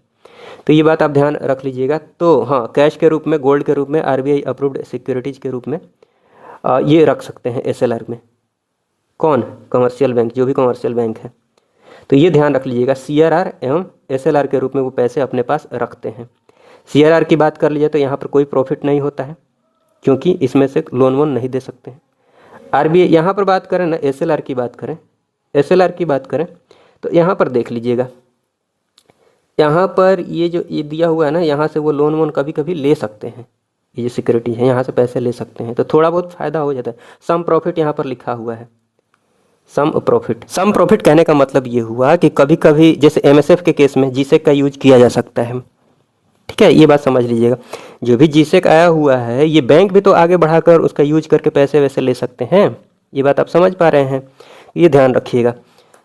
आगे हम देख लेंगे, थोड़ा सा वेट कीजिए कि कहाँ पर एसएलआर के पैसे जो हैं, एसएलआर का जो ये जीसेक है इसको यूज किया जा रहा है। उसके बाद बैंक रेट की बात कर ली जाए तो ये ध्यान रख लीजिएगा, बैंक रेट जो होता है ये लॉन्ग टर्म के लिए होता है। सबसे पहले ये ध्यान रख लीजिएगा, आरबीआई के द्वारा, मतलब जो भी कमर्शियल बैंक है उनको दिया जाता है अगर पैसा लॉन्ग टर्म के लिए, ठीक है। तो उस पर जो रेट लगता है, जो इंटरेस्ट रेट लगता है, ब्याज दर लगता है, उसको क्या बोला जाता है? बैंक रेट बोला जाता है, आरबीआई के द्वारा जो पैसे मिलते हैं, ठीक है। ये बात समझ लीजिएगा। एक बात और समझिएगा, इसमें कोलेट्रल की बात करें, गिरवी की बात करें तो जो कमर्शियल बैंक है वो आरबीआई को क्या गिरवी रखेंगे, तो यहाँ ध्यान रखिएगा कुछ भी गिरवी नहीं रखना होता है। समझ गए इस बात को? उसके बाद ये देख लीजिएगा, यहाँ पर देखिए, जैसे कि सीआरआर में मैंने बताया था कि सीआरआर बढ़ाइएगा, तो सीआरआर बढ़ाने का मतलब ये हुआ कि बैंक के पास जो पैसे होंगे लोन देने वाले वो कम हो जाएंगे। कम हो जाएंगे तो मार्केट में जैसे ही पैसे कम होंगे, क्योंकि वो कमर्शियल बैंक जो है आगे पैसे कम न दे पाएगी, पैसे कम दे पाएगी, तो मार्केट में पैसे कम होंगे जिसकी वजह से इन्फ्लेशन कंट्रोल होगा। वैसे ही एसएलआर की बात कर ली जाए तो अगर इसको भी बढ़ा दिया जाता है तो वैसे ही जैसे सीआरआर में महंगाई कंट्रोल हो रही है, इन्फ्लेशन कंट्रोल हो रहा है, वैसे ही एसएलआर में भी कंट्रोल होगा, ठीक है। वैसे ही बैंक रेट की बात कर ली जाए, बैंक रेट की बात कर ली जाए तो मान लीजिए कि आरबीआई अगर बैंक रेट को बढ़ा दे, तो अगर आरबीआई बैंक रेट को बढ़ा देगी तो जो कमर्शियल बैंक है वो पैसे कम लेंगे। समझ रहे हैं आप इस बात को? वो पैसे कम लेंगे तो आगे भी पैसे कम बढ़ाएंगे, तो कम बढ़ाएंगे तो इन्फ्लेशन कंट्रोल हो जाएगा। अगर बैंक रेट बढ़ाते हैं तो महंगाई कम हो जाएगी, मार्केट में पैसे कम होंगे। बस इतना समझ लीजिए, मार्केट में पैसे कम होंगे तो महंगाई कंट्रोल होगी, मार्केट में पैसे ज़्यादा होंगे तो महंगाई बढ़ेगी, ठीक है। तो ये बात समझ लीजिएगा। हाँ, उसके बाद बात करते हैं एलएफ। एलएफ में ही आप ये इसी के अंतर्गत ये आता है repo rate, reverse repo rate. तो एलएफ अर्थात लिक्विडिटी एडजस्टमेंट फैसिलिटी, तरलता समायोजन सुविधा की बात कर ली जाए तो इसके अंतर्गत रेपो रेट और रिवर्स रेपो रेट आता है। इनकी बात हम कर लेते हैं। रेपो रेट की बात करें, इसको पॉलिसी रेट के नाम से भी जानते हैं, तो ये ध्यान रख लीजिएगा। जैसे कभी कभी न्यूज में आप देखते होंगे पॉलिसी रेट, तो पॉलिसी रेट कहने का मतलब ही हुआ रेपो रेट। पॉलिसी रेट बढ़ाई गई, घटाई गई, चेंज की गई, ये सब सुनते हैं, न्यूज में आप पढ़ते होंगे। तो रेपो रेट की बात कर ली जाए तो ये शॉर्ट टर्म के लिए, शॉर्ट टर्म लोन है, ये ध्यान रख लीजिएगा। ये भी आरबीआई के द्वारा दिया जाता है। और इसमें अगर बात कर ली जाए, कोलेट्रल की बात कर ली जाए तो देखिए यहाँ पर जो बैंक है ना, कमर्शियल बैंक, इनको गवर्नमेंट सिक्योरिटीज, जो भी सिक्योरिटीज है, ये कोलेट्रल के रूप में रख सकते हैं, ठीक है। लेकिन ये ध्यान रख लीजिएगा कि जो जीसेक एसएलआर में रखा हुआ है, एसएलआर में जो रख दिया गया है उसको यूज नहीं करना है, ये बात ध्यान रखिएगा। जीसेक की बात करें, जीसेक यूज करना है लेकिन एसएलआर से नहीं यूज करना है, ठीक है। तो यहाँ पर भी ध्यान रखिएगा। रेपो रेट में भी ये शॉर्ट टर्म के लिए होता है। अब इसमें मान लीजिए बैंक जो है रेपो रेट को बढ़ा दे, आरबीआई जो है रेपो रेट को बढ़ा दे, तो ब्याज दर ज़्यादा होने का मतलब ही ये हुआ कि पैसे जो लेने वाले हैं वो थोड़े कम कर देंगे पैसे लेना, ठीक है। और आगे भी फिर पैसे, वो यहाँ कम हो गया, बैंक मान लीजिए कमर्शियल बैंक पैसे कम ले रही है तो आगे भी पैसे कम बढ़ाएगी, चाहे वो भी अपना रेट बढ़ा देगी क्योंकि इसको ज़्यादा देना पड़ रहा है यहाँ पर, ऐसे समझ सकते हैं। जो कॉमर्शियल बैंक है अगर उनको ज़्यादा पैसे लग रहे हैं, ज़्यादा ब्याज देना पड़ रहा है, पैसे इनके पास कम आ रहे हैं, तो वे भी तो आगे बढ़ा सकते हैं। तो वे आगे बढ़ा देंगे तो फिर वो मार्केट में पैसे कम पहुंचेंगे। कायदे से कहने का मतलब ये हुआ कि मार्केट में पैसे कम हो जाएंगे, मार्केट में पैसे कम होंगे तो इन्फ्लेशन कंट्रोल होगा, महंगाई कम होगी। तो रेपो रेट की बात करें तो अगर इसको बढ़ाते हैं तो इन्फ्लेशन कम होगा, अगर इसको बढ़ाते हैं तो कम होगा, और इसको कम करते हैं तो ज़्यादा होगा, क्योंकि रेपो रेट कम करेंगे तो पैसे मार्केट में ज़्यादा होंगे तो इन्फ्लेशन बढ़ेगी, महंगाई बढ़ेगी। ठीक है। और हाँ, ये भी ध्यान रख लीजिएगा कि कोई भी लिमिट नहीं है कि बैंक आरबीआई से कितने पैसे ले सकते हैं, कितने भी ले सकते हैं, जितनी उनके पास सिक्योरिटीज़ हैं उनके अकॉर्डिंग, उपलब्ध सिक्योरिटीज के अनुसार उधार लिया जा सकता है, कोई भी लिमिट नहीं है। और ये जो लिखा हुआ है आप खुद ही समझ जाएंगे। रेट की बात करें, रेपो दर की बात कर लीजिए तो ये रिवर्स रेपो से अधिक ही होता है। क्यों होता है अभी समझ लीजिएगा। देखिए यहाँ पर रिवर्स रेपो की बात कर लीजिए तो ये भी शॉर्ट टर्म के लिए होता है। इसमें क्या होता है कि जब क्लाइंट्स मतलब जो बैंक है, कॉमर्शियल बैंक है, ये अपने पैसे आरबीआई में जमा करते हैं, आरबीआई के पास जमा करते हैं, तो आरबीआई इनको ब्याज देती है। ठीक है। तो ऑब्वियस सी बात है कि आरबीआई इनको ब्याज जो रेपो रेट है उनसे कम ही देगी ना, उससे ज़्यादा देगी तो फिर क्या होगा, कॉमर्शियल बैंक जो है वो आरबीआई से पैसे लेंगे और वही पैसे आरबीआई के पास जमा कर देंगे, अगर ऐसा होता तो। ठीक है, आप बात समझ पा रहे होंगे। इसीलिए रिवर्स रेपो रेट जो होता है वो कम होता है। ठीक है, ये बात समझ पा रहे हैं। रिवर्स रेपो रेट ये कब, जब कोई क्लाइंट कहने का मतलब कॉमर्शियल बैंक जो है, जो बैंक है वो अपना पैसा कहाँ पर जमा कर रहे हैं, आरबीआई के पास जमा कर रहे हैं, तो आरबीआई उनको कुछ ब्याज देती है, उसी को बोला जाता है, जो ब्याज की जो दर होती है उसको जो बोला जाता है रिवर्स रेपो रेट। ठीक है। अब देखिएगा यहाँ पर कोलेट्रल की बात कर ली जाए तो इसमें देख लीजिए, हाँ एक सेकंड रुकिएगा, यहाँ पर देख लीजिए जिससे कोई यहाँ पर यूज किया जा सकता है रिवर्स रेपो रेट में यहाँ पर। लेकिन यहाँ देखिएगा, मैं दिखाने वाला था आपको यहाँ पर, ये जो मैंने बोला था एमएसएफ, मार्जिनल स्टैंडिंग फैसिलिटी की बात कर लीजिए। मतलब एक होता है ना एकदम शॉर्ट टर्म में, शॉर्ट टाइम के लिए लोन चाहिए, तुरंत तत्काल में लोन चाहिए, इमरजेंसी में लोन चाहिए, तो एमएसएफ के केस में एसएलआर से सिक्योरिटीज को यूज किया जा सकता है, और इसमें ब्याज भी ज़्यादा लगता है एमएसएफ के केस में, अगर आरबीआई से पैसे लेने हैं तुरंत तत्काल में। ठीक है, शॉर्ट पीरियड में। तो यहाँ पर एमएसएफ, ये मार्जिनल स्टैंडिंग फैसिलिटी इसको बोला जाता है। इस फैसिलिटी को मतलब इमरजेंसी में पैसे चाहिए तो, और इस केस में ब्याज भी ज़्यादा लगता है, और यहाँ पर एसएलआर से सिक्योरिटीज को यूज किया जा सकता है। ये बात आप ध्यान रख लीजिएगा। और ये सारी चीज़ें समझने के बाद देखिए यहाँ पर मैंने ये लिख दिया है, जैसे ये सीआरआर एसएलआर अगर बढ़ा रहे हैं, अगर इन्फ्लेशन को कंट्रोल करना है, महंगाई से लड़ना है, मुद्रास्फीति पर नियंत्रण करना है, तो इसमें क्या करना होगा, सीआरआर एसएलआर की बात कर लीजिए, इसको बढ़ाएंगे तो मुद्रास्फीति अर्थात इन्फ्लेशन को कंट्रोल किया जा सकता है। ठीक है। अगर डिफ्लेशन है, अस्फीति है, कहने का मतलब मंदी समझ लीजिए, तो डिफ्लेशन है तो वहाँ पर सीआरआर एसएलआर को कम कर दीजिए। पॉलिसी रेट अर्थात रेपो रेट की बात कर लीजिए, तो यहाँ पर अगर बढ़ाते हैं पॉलिसी रेट अर्थात रेपो रेट को बढ़ाते हैं तभी इन्फ्लेशन को कंट्रोल किया जा सकता है, अगर घटाते हैं तो डिफ्लेशन को नियंत्रित किया जा सकता है, मुद्रा अस्फीति को नियंत्रित किया जा सकता है। यहाँ पर जो ओएमओ लिखा हुआ है, ओएमओ की जगह पर आप समझ लीजिए जीसेक, गवर्नमेंट सिक्योरिटी। ओएमओ अर्थात होता है ओपन मार्केट ऑपरेशन।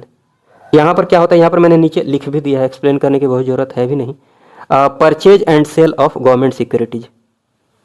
ठीक है, समझा देता हूँ मैं आपको। कहने का मतलब ये हुआ कि जो पैसे इसके पास, आरबीआई के पास मान लीजिए गवर्नमेंट सिक्योरिटीज आई है, ठीक है, आरबीआई ने सरकार को पैसे दे दिए, समझिएगा इस बात को, ये है आरबीआई। ठीक है, ये मान लीजिए इधर मार्केट है, ये है मार्केट।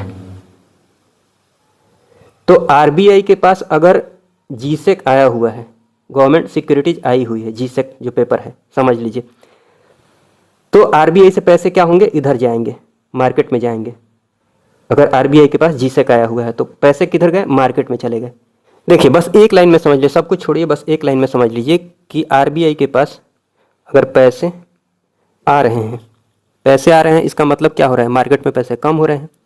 आरबीआई से पैसे अगर जा रहे हैं, दूर जा रहे हैं, मतलब मार्केट में पैसे बढ़ रहे हैं। मार्केट में पैसे अगर बढ़ रहे हैं तो अगर डिफ्लेशन है पहले से, तो डिफ्लेशन पर कंट्रोल किया जा सकता है। अगर इन्फ्लेशन है मार्केट में तो पैसे कहाँ पर आने चाहिए? मार्केट से, आरबीआई के पास। ठीक है, अगर आरबीआई के पास पैसे आ रहे हैं इसका मतलब इन्फ्लेशन पर कंट्रोल किया जा सकता है।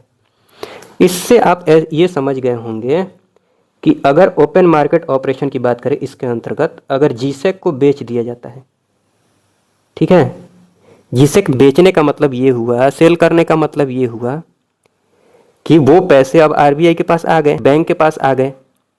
तो बैंक के पास आ गए तो मार्केट में पैसे कम हो गए। ठीक है, तो मार्केट में पैसे कम हो गए तो इन्फ्लेशन पर कंट्रोल किया जा सकता है। क्लियर है? उसके बाद मान लीजिए कि अगर परचेज कर लिया जाता है, जीसेक को ले लिया जाता है, तो जीसेक के बदले पैसे देने पड़ेंगे, तो वो पैसे मार्केट में आएंगे।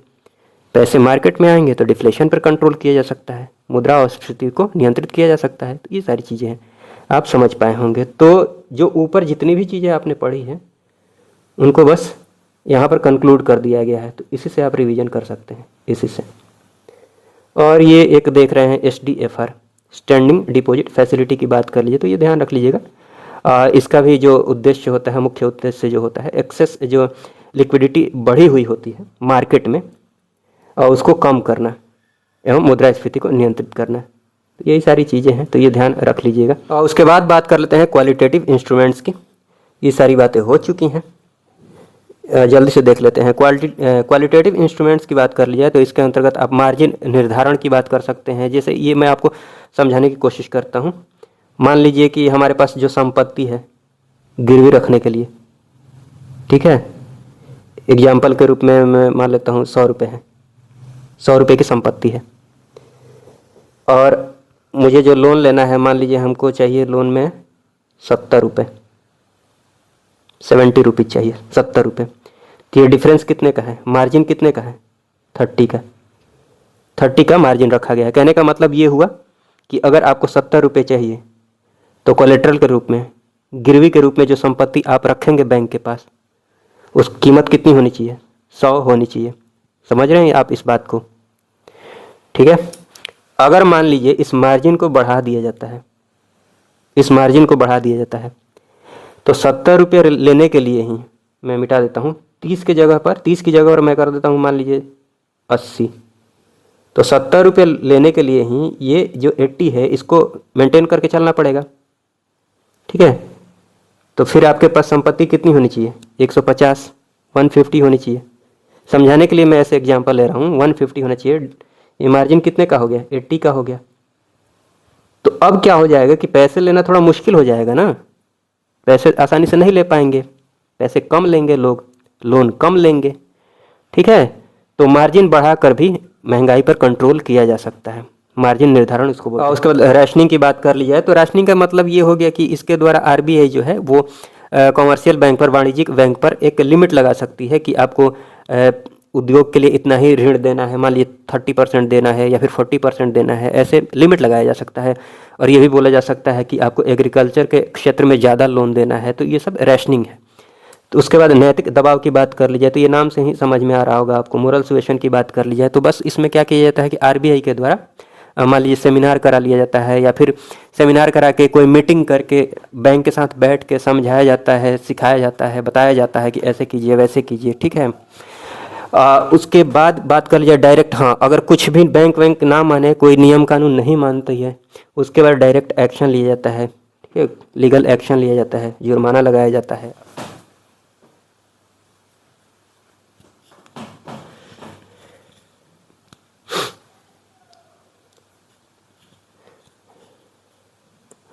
कार्रवाई की जाती है जैसे पेटीएम पर। तो ये सारी बातें हैं। उसके बाद ये जो कॉन्सेप्चुअल बातें थी इनको तो हमने डिस्कस कर लिया। बाकी सारी चीज़ें आप नोट से पढ़ सकते हैं रिवीजन के क्रम में, बाकी सारी चीज़ें आसानी से समझ आ जाएंगी। तो मैं यही सजेस्ट करूँगा कि आप नोट्स डाउनलोड कर लीजिएगा, वहाँ से आप पढ़ते रहिएगा, बहुत ज़्यादा पेजेज नहीं है।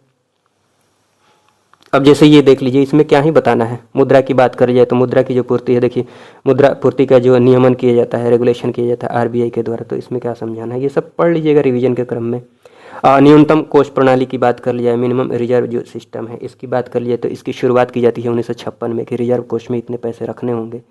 जैसे 115 करोड़ जो हो गया ये गोल्ड के रूप में, और 85 करोड़ जो है ये फॉरेन करेंसी के रूप में आरबीआई के पास। तो ये सारी चीज़ें हैं, मुद्रा के मापक है, ये सारी चीज़ें पढ़ते रहिएगा। M1 M2 M3 M4 ये सब लिख दिया गया है। लिक्विडिटी की बात कर लीजिए तो सबसे ज़्यादा लिक्विडिटी M1 की होती है। और उसके बाद बैलेंस ऑफ पेमेंट की बात कर लीजिए तो ये सब देख लीजिएगा। जब जीडीपी जीएनपी और मॉनेटरी पॉलिसी को आपने समझ लिया है तो ये सब आसानी से समझ सकते हैं। कहने का मतलब ये हुआ कि भुगतान संतुलन की बात करें, बैलेंस ऑफ पेमेंट की बात करें तो एक फाइनेंशियल ईयर में एक देश के समस्त विश्व के साथ, पूरे विश्व के साथ जो भी आर्थिक लेन देन होता है, ठीक है, वो बैलेंस ऑफ पेमेंट है।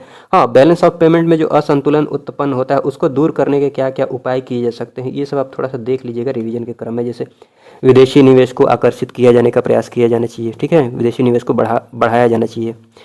मुद्रा का अवमूल्यन किया जा सकता है, मुद्रा के अवमूल्यन से जो एक्सपोर्ट है वो बढ़ेगा।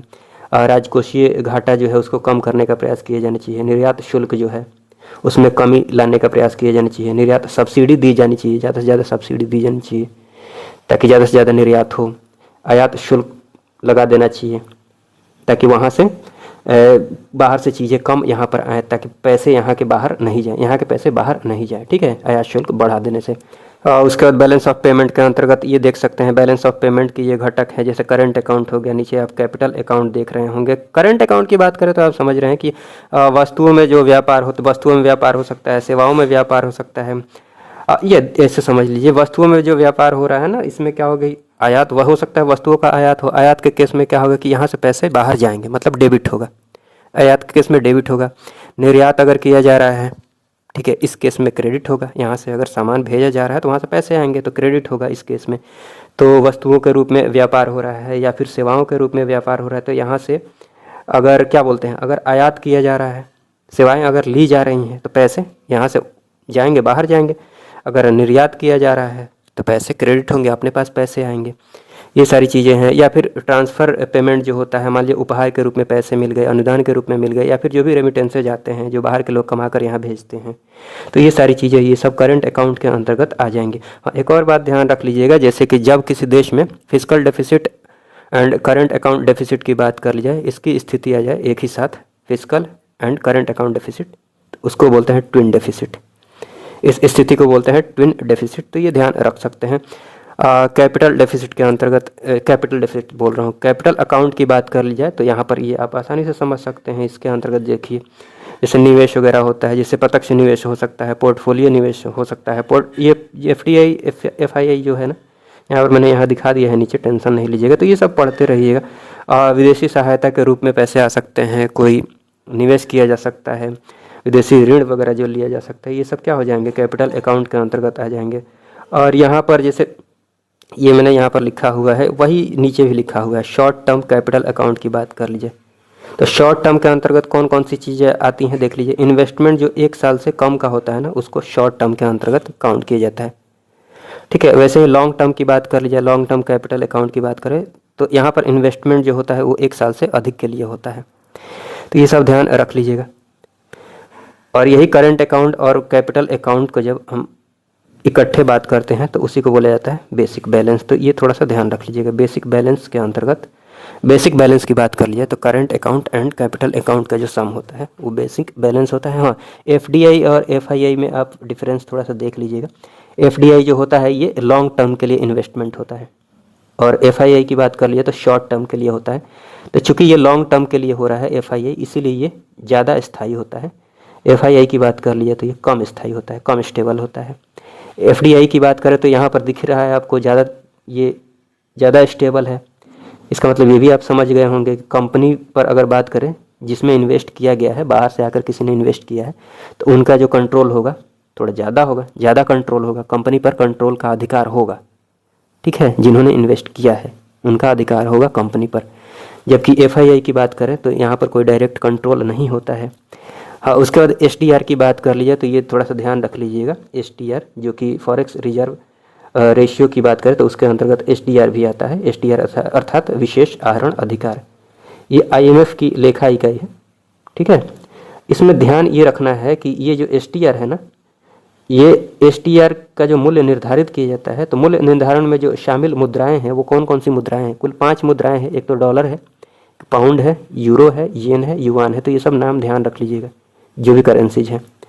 और इसी STR को कागजी स्वर्ण के भी नाम से जाना जाता है, पेपर गोल्ड के नाम से भी जाना जाता है। तो ये सारी बातें आप देख लीजिएगा। उसके बाद ये सब चीज़ें आप पढ़ लीजिएगा, इसमें समझाने वाली कोई विशेष बात है नहीं, ठीक है। नोट्स के लिए आप डिस्क्रिप्शन बॉक्स में लिंक दिया हुआ है, आप जाकर वहाँ से सब्सक्रिप्शन ले लीजिएगा, या फिर मैं अलग से इंडियन इकोनॉमी के जो नोट्स है ये प्रोवाइड कर ही दूंगा, उसका लिंक अलग से प्रोवाइड कर दूंगा, तो वो देख लीजिएगा अगर आपको अलग से इंडियन इकोनॉमी का नोट्स लेना है तो। जैसे ये देखिए, ये जो भी प्रमुख औद्योगिक नीतियाँ आई हैं, यहाँ से डायरेक्ट क्वेश्चन एक पूछ लिया गया था 69th में। तो जैसे पहली जो औद्योगिक नीति आती है 1948 में, तो ये नीति लाई जाती है, ये जो डेवलप की गई थी नीति किनके द्वारा, श्यामा प्रसाद मुखर्जी के द्वारा। और इसमें जो मेन फोकस था, मुख्य जो फोकस था वो किस पर था, मिक्स्ड इकोनॉमी पर, मिश्रित अर्थव्यवस्था पर। उसके बाद द्वितीय औद्योगिक नीति जो आती है 1956, इसमें अगर इसकी बात करें तो ये ध्यान रख लीजिएगा, भारत में इंडस्ट्रीज का मैग्ना कार्टा कहा जाता है द्वितीय औद्योगिक नीति 1956 को, ये क्वेश्चन था। और इसमें जो मेन फोकस था वो किस पर था, मुख्य फोकस कोर या फिर बेसिक इंडस्ट्रीज पर, ठीक है। तो ये सारी चीज़ें ध्यान रख लीजिएगा। उसके बाद औद्योगिक नीति 1977 में आती है, जो नीति तैयार की जाती है जनता पार्टी सरकार के द्वारा, और इसका जो मेन फोकस होता है वो डिसेंट्रलाइजेशन पर होता है, डिसेंट्रलाइजेशन पर होता है, विकेंद्रीकरण पर होता है, उद्योगों के विकेंद्रीकरण पर। और साथ में ये भी ध्यान रख लीजिएगा कि इसमें कुटीर उद्योग एवं लघु उद्योग को बढ़ावा दिया जाता है, जिला उद्योग केंद्र की स्थापना की जाती है, ITI की स्थापना की जाती है। ये सारी चीज़ें हैं औद्योगिक नीति 1977 की बात कर ली जाए। उसके बाद MSME सूक्ष्म लघु एवं मध्यम उद्योग की बात कर ली जाए, micro small and medium enterprises की बात करें तो ये जो काम करता है किस एक्ट के तहत, सूक्ष्म लघु एवं मध्यम उद्योग विकास अधिनियम 2006। 2025 के अकॉर्डिंग MSME की परिभाषा की बात कर ली जाए तो देखिए, निवेश के अंतर्गत देखिएगा कि पहले की बात करें, तो 1 करोड़ तक अगर निवेश किया जाता था तो वह सूक्ष्म के अंतर्गत आता था, ठीक है। 10 करोड़ तक निवेश किया जाता था तो लघु के अंतर्गत आता था, और 50 करोड़ रुपए तक निवेश किया जाता था तो मध्यम के अंतर्गत। अब क्या किया गया है, निवेश की परिभाषा के अंतर्गत देखिएगा 2.5 गुना बढ़ा दिया गया है, ठीक है। तो ये बात आप ध्यान रख सकते हैं, निवेश में 2.5 गुना, कारोबार में टर्नओवर में 2 गुना, ऐसे आप ध्यान रख सकते हैं। निवेश में 2.5 गुना, कारोबार में 2 गुना। निवेश की बात कर लिए तो अब कितना हो गया है, 1 करोड़ से बढ़कर 2.5 करोड़, ठीक है, सूक्ष्म के अंतर्गत। और लघु के अंतर्गत बात कर ली जाए तो 10 से बढ़ाकर कितना हो गया, 25 करोड़। 10 में आप 2.5 से मल्टीप्लाई कीजिएगा तो 25 आ जाएगा। वैसे ही 50 करोड़ से बढ़ाकर कितना हो गया, 125 करोड़, मध्यम के अंतर्गत बात कर लीजिए। वही कारोबार की बात कर लिया, टर्नओवर की बात कर ली जाए तो पहले कितना था, ये देखिए 5 करोड़ तक हो गया है, डबल कर दिया गया है। पहले 5 था, अब हो गया है 10। पहले ये 50 था तो अब हो गया है 100 करोड़। मध्य लघु के अंतर्गत बात कर ली जाए तो ये सूक्ष्म के अंतर्गत है 10 करोड़, ठीक है। और उसके बाद इसकी बात कर लिए तो ये पहले 250 करोड़ था, लेकिन डबल करके क्या कर दिया गया है, 500 करोड़, ठीक है, मध्यम के अंतर्गत अगर बात कर ली जाए तो, ठीक। तो ये सारी बातें आप ध्यान रख लीजिएगा। 2025 के अकॉर्डिंग ये डेफिनेशन है, ये परिभाषा है, ठीक है। तो ये सारी बातें हैं। यूनिकॉर्न, आपको पता है यूनिकॉर्न कंपनी कौन सी होती है, तो निजी स्वामित्व वाला स्टार्टअप ये होता है। इसका जो वैल्यूएशन होता है $1 बिलियन से अधिक का होता है। और ये ध्यान रख सकते हैं आप, यूनिकॉर्न शब्द को सबसे पहले इंट्रोड्यूस किया था एलन ली ने। गरीबी की बात कर ली जाए तो ये निरपेक्ष गरीबी, सापेक्ष गरीबी आप पढ़ चुके होंगे, पढ़ते रहिएगा इसको। जैसे निरपेक्ष का मतलब ये देखिए, सापेक्ष का मतलब अगर आप समझ लेते हैं तो निरपेक्ष भी समझ जाइएगा। सापेक्ष गरीबी का मतलब ये हुआ, रिलेटिव पॉवर्टी का मतलब ये हुआ किसी से कंपेयर किया जाता है। कहने का मतलब ये हुआ कि मान लीजिए ए कोई है बी, ए के पास मान लीजिए कि मान लेते हैं हम 10 लाख रुपए हैं, ठीक है। बी के पास मान लेते हैं 9 लाख रुपए हैं, 9 लाख रुपए हैं, ठीक है। तो अगर यहाँ पर देखा जाएगा, रिलेटिवली देखा जाए, सापेक्ष रूप से देखा जाए तो बी जो है ना ये ए से गरीब है। बट कायदे से अगर देखा जाए तो 9 लाख जिनके पास है वो गरीब थोड़ी हैं। बट रिलेटिव देखा जाए, सापेक्ष रूप से देखा जाए तो बी क्या है, गरीब है, मतलब कंपेयर किया जा रहा है यहाँ पर, तो इसको बोला जाता है सापेक्ष गरीबी। और ये एक होता है एब्सोल्यूट गरीबी, जो मतलब ये हेड टू हेड काउंट किया जाता है, यहाँ लिख ही दिया है। इसका जो मापन होता है हेड काउंट विधि द्वारा, मतलब हाँ ये गरीब है तो है, उसका कंपेयर किसी के साथ नहीं किया जाता है, जो निर्धारित कर दिया गया है। बहुत सारी समितियाँ आगे आई हैं, उनके द्वारा निर्धारित कर दिया गया है कि इतने से कम उनके पास पैसे हैं तो वो गरीब हैं, चाहे इतने से कम का उपभोग कर रहे हैं, व्यय कर रहे हैं तो वो गरीब हैं, ठीक है। तो निरपेक्ष गरीबी आप समझ रहे हैं, एब्सोल्यूट पॉवर्टी, ठीक है। तो ये गरीबों की जो कुल संख्या होती है वो निरपेक्ष गरीबी है। और सापेक्ष गरीबी की बात कर ली जाए तो जो क्या बोला जाता है, कंपेयर किया जाता है, उसको बोला जाता है सापेक्ष गरीबी, दो गरीबों के बीच तुलना। अब सापेक्ष गरीबी के मापन की बहुत सारी विधियां हैं, जैसे लॉरेंज वक्र है, गिनी गुणांक विधि है, इनकम क्वांटाइल रेशियो है। तो ये सारी विधियां हैं, आप देखते रहिएगा। अब ये जो सारी चीज़ें हैं ना, इसमें बहुत समझाने वाली कोई विशेष बात है नहीं। जैसे लॉरेंज वक्र की बात कर ली जाए तो ये यहाँ पर देख रहे होंगे, इधर की तरफ जनसंख्या है, ये ग्राफ देख लीजिए, इधर की तरफ इनकम है, और ये जो लाइन है ना, सीधी लाइन जो जा रही है, ये निरपेक्ष समता रेखा है, पॉवर्टी लाइन है, ठीक है। और ये जो लाइन आप देख रहे हैं, ये लॉरेंज वक्र है। तो आय में असमानता को ये दिखाता है। आय में असमानता कहने का मतलब ये होगा, मान लीजिए सबके पास आय बराबर बराबर है, इसका मतलब आय समान है। अब किसी के पास कम है, ज़्यादा है, इसी को ना बोलते हैं आय में असमानता। देखते हैं किसी के पास पैसे बहुत ज़्यादा होते हैं, किसी के पास पैसे बहुत कम होते हैं, तो आय में असमानता बढ़ गई है। तो वही इसमें आय में असमानता दिखाता है ये लॉरेंज वक्र। तो ये थोड़ा सा ध्यान रख लीजिएगा। उसके बाद हाँ, ये पॉवर्टी लाइन दिख रहा है ना, ये लाइन दिख रही है आपको, तो ये वही लिखा है मैंने यहाँ पर, पीएल से जितना दूर होगा, ये वक्र लॉरेंज वक्र जो है ना, ये पॉवर्टी लाइन से जितना दूर होगा, यहाँ लिखा है वही, पीएल से जितनी दूर होगा वक्र, आय का वितरण उतना ही असमान होगा। मतलब ये जितना ही दूर होगा इससे, उतना ही जो समाज है, आय के रूप में अगर बात कर ली जाए, इनकम के रूप में अगर बात कर ली जाए, समाज में असमानता उतनी ही ज़्यादा है। इस ग्राफ के अकॉर्डिंग अगर बात करें तो इस लाइन से ये जितना ही दूर है, ठीक है।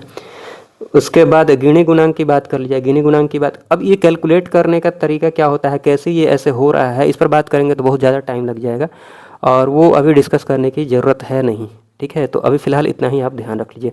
गिनी गुणांक की बात कर ली जाए तो ये भी आय में असमानता विषमता को दिखाता है, ये ध्यान रख लीजिएगा। इसमें जो वैल्यूज होती हैं 0 से 1 तक वैल्यू होती है। अब बस इतना ध्यान रख लीजिएगा कि जितना मान अधिक होगा, गिनी गुणांक की बात कर ली जाए तो गिनी गुणांक का मान जितना अधिक होगा, समाज में असमानता उतनी ही अधिक होगी, विषमता उतनी ही अधिक होगी। अगर गिनी गुणांक की वैल्यू 0 है मतलब कोई असमानता नहीं है, सब कोई समान है। अगर 1 है मतलब असमानता चरम पर है, ऐसे समझ लीजिए। और बाद में अगर हाँ ये सब देखा जाए तो बहुत सारी समितियाँ आगे आई हैं। ये सब तो शुरू में ही आप देख लिए हैं कि भारत में गरीबी का मापन की बात कर लीजिए तो भारत में सबसे पहले गरीबी का अनुमान दादा भाई नौरोजी ने 1867-68 में लगाया था। उसका हाँ ये ध्यान रख लीजिएगा कि प्रथम आधिकारिक प्रयास जो किया गया था, योजना आयोग के द्वारा किया गया था। एक समिति बनाई गई थी, गौडगिल समिति 1962 में। तो ये प्रयास किया गया था योजना आयोग के द्वारा।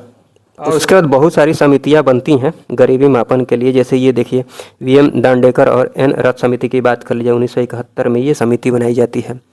तो ये गरीबों का पहला व्यवस्थित मूल्यांकन इस समिति के द्वारा किया जाता है। तो ये ध्यान रख लीजिएगा। इसमें डिसाइड ये किया जाता है कि गरीबी रेखा की बात करें, माने गरीबी रेखा कहने का मतलब ये हो गया कि प्रतिदिन पर डे 2250 कैलोरी, ठीक है, 2250 प्रतिदिन 2250 कैलोरी से कम अगर कोई उपभोग कर रहा है, ठीक है, तो वो गरीबी रेखा से नीचे आएगा। मतलब ये गरीबी रेखा निर्धारित की गई वीएम दांडेकर एवं एन रथ समिति के द्वारा। तो ये ध्यान रख लीजिएगा। और ग्रामीण एवं शहरी दोनों के लिए 2250 ही निर्धारित की गई। ऐसे ही वाई के अलग समिति की बात कर लीजिए, 1979 में ये समिति बनती है। तो 2400, ये ध्यान रख लीजिएगा, 2400 कैलोरी प्रति व्यक्ति प्रतिदिन। प्रति व्यक्ति प्रतिदिन कितनी कैलोरी? 2400 कैलोरी ग्रामीण के लिए, गांव के लिए उनको ज़्यादा कैलोरी की आवश्यकता है, ऊर्जा की आवश्यकता है।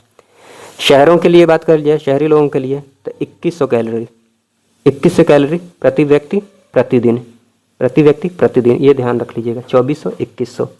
उसके बाद लकड़वाला समिति की बात कर लीजिए तो 1993 में ये समिति बनाई जाती है। तो बस यहाँ पर ये ध्यान रख लीजिएगा कि ये गरीबी निर्धारण से संबंधित है। इसमें जो ये बात की जाती है, बस ध्यान रख लीजिएगा। ग्रामीण क्षेत्र के लिए कृषि श्रमिक उपभोक्ता मूल्य सूचकांक की बात की जाती है। ग्रामीण की बात है तो कृषि श्रमिक उपभोक्ता सूचकांक, और शहरी की बात कर लीजिए तो औद्योगिक श्रमिक उपभोक्ता मूल्य सूचकांक की बात की जाती है। और उसके बाद सुरेश तेंदुलकर समिति की बात कर लीजिए तो ये मासिक उपभोग व्यय पर आधारित है। कहने का मतलब ये हुआ कि ग्रामीण क्षेत्र की बात करें तो 816 रुपये पर मंथ, 816 रुपये, 816 रुपये से कम अगर वो खर्च कर पा रहे हैं उपभोग पर तो वो गरीब के अंतर्गत आएंगे, ठीक है। तो ग्रामीण क्षेत्र के लिए जो गरीबी रेखा निर्धारित की गई 816 रुपये, और शहरी के लिए 1000 रुपये, सुरेश तेंदुलकर समिति। उसके बाद सी रंगराजन समिति की बात कर ली जाए तो इनके द्वारा ग्रामीण के लिए 972 रुपये और शहरी के लिए 1407 रुपये निर्धारित की जाती है। ठीक है, तो ये सारी बातें हैं, ध्यान रख लीजिएगा। फिलहाल ये देख सकते हैं कि वर्तमान में भारत में जो गरीबी रेखा का निर्धारण किया जाता है वो नीति आयोग के द्वारा किया जा रहा है। हाँ, वर्ल्ड बैंक की बात कर लीजिए तो लेटेस्ट डेटा के अकॉर्डिंग $2.15 प्रतिदिन, ठीक है, ये निर्धारित किया गया है। गरीबी रेखा की बात कर ली जाए, पॉवर्टी लाइन $2.15 प्रतिदिन विश्व बैंक के द्वारा। उसके बाद कुछ एक ये महत्वपूर्ण आप देख सकते हैं समितियां हैं, आपको ध्यान रखना है कौन सी समिति किस क्षेत्र से संबंधित है। जैसे ऊपर आपने जो भी समितियां देखी हैं वो सब गरीबी से संबंधित है, ध्यान रख लीजिएगा। वैसे ही दांतेवाला समिति की बात कर ली जाए तो बेरोजगारी अनुमान से संबंधित है। गोईपुरिया की बात कर लीजिए तो बैंकिंग सुधार से संबंधित है। नरसिंहन समिति की बात कर लीजिए तो वित्तीय सुधार से संबंधित है। राजा जे चलैया समिति की बात कर लीजिए तो कर संरचना से संबंधित है। गोस्वामी समिति की बात करी जाए तो औद्योगिक रुग्णता से संबंधित है। आबिद हुसैन की बात कर लीजिए तो लघु उद्योग से संबंधित है। मीरा सेठ की बात कर लीजिए तो हथकरघा। महाजन की बात कर लीजिए, महाजन समिति की बात कर लीजिए तो चीनी उद्योग से संबंधित है। तो ये सारी बातें हैं, आप रिवीजन के क्रम में ये सारी चीज़ें देखते रहिएगा। चलिए, इस वीडियो को देखने के लिए आपका बहुत बहुत धन्यवाद। जय हिंद, जय भारत।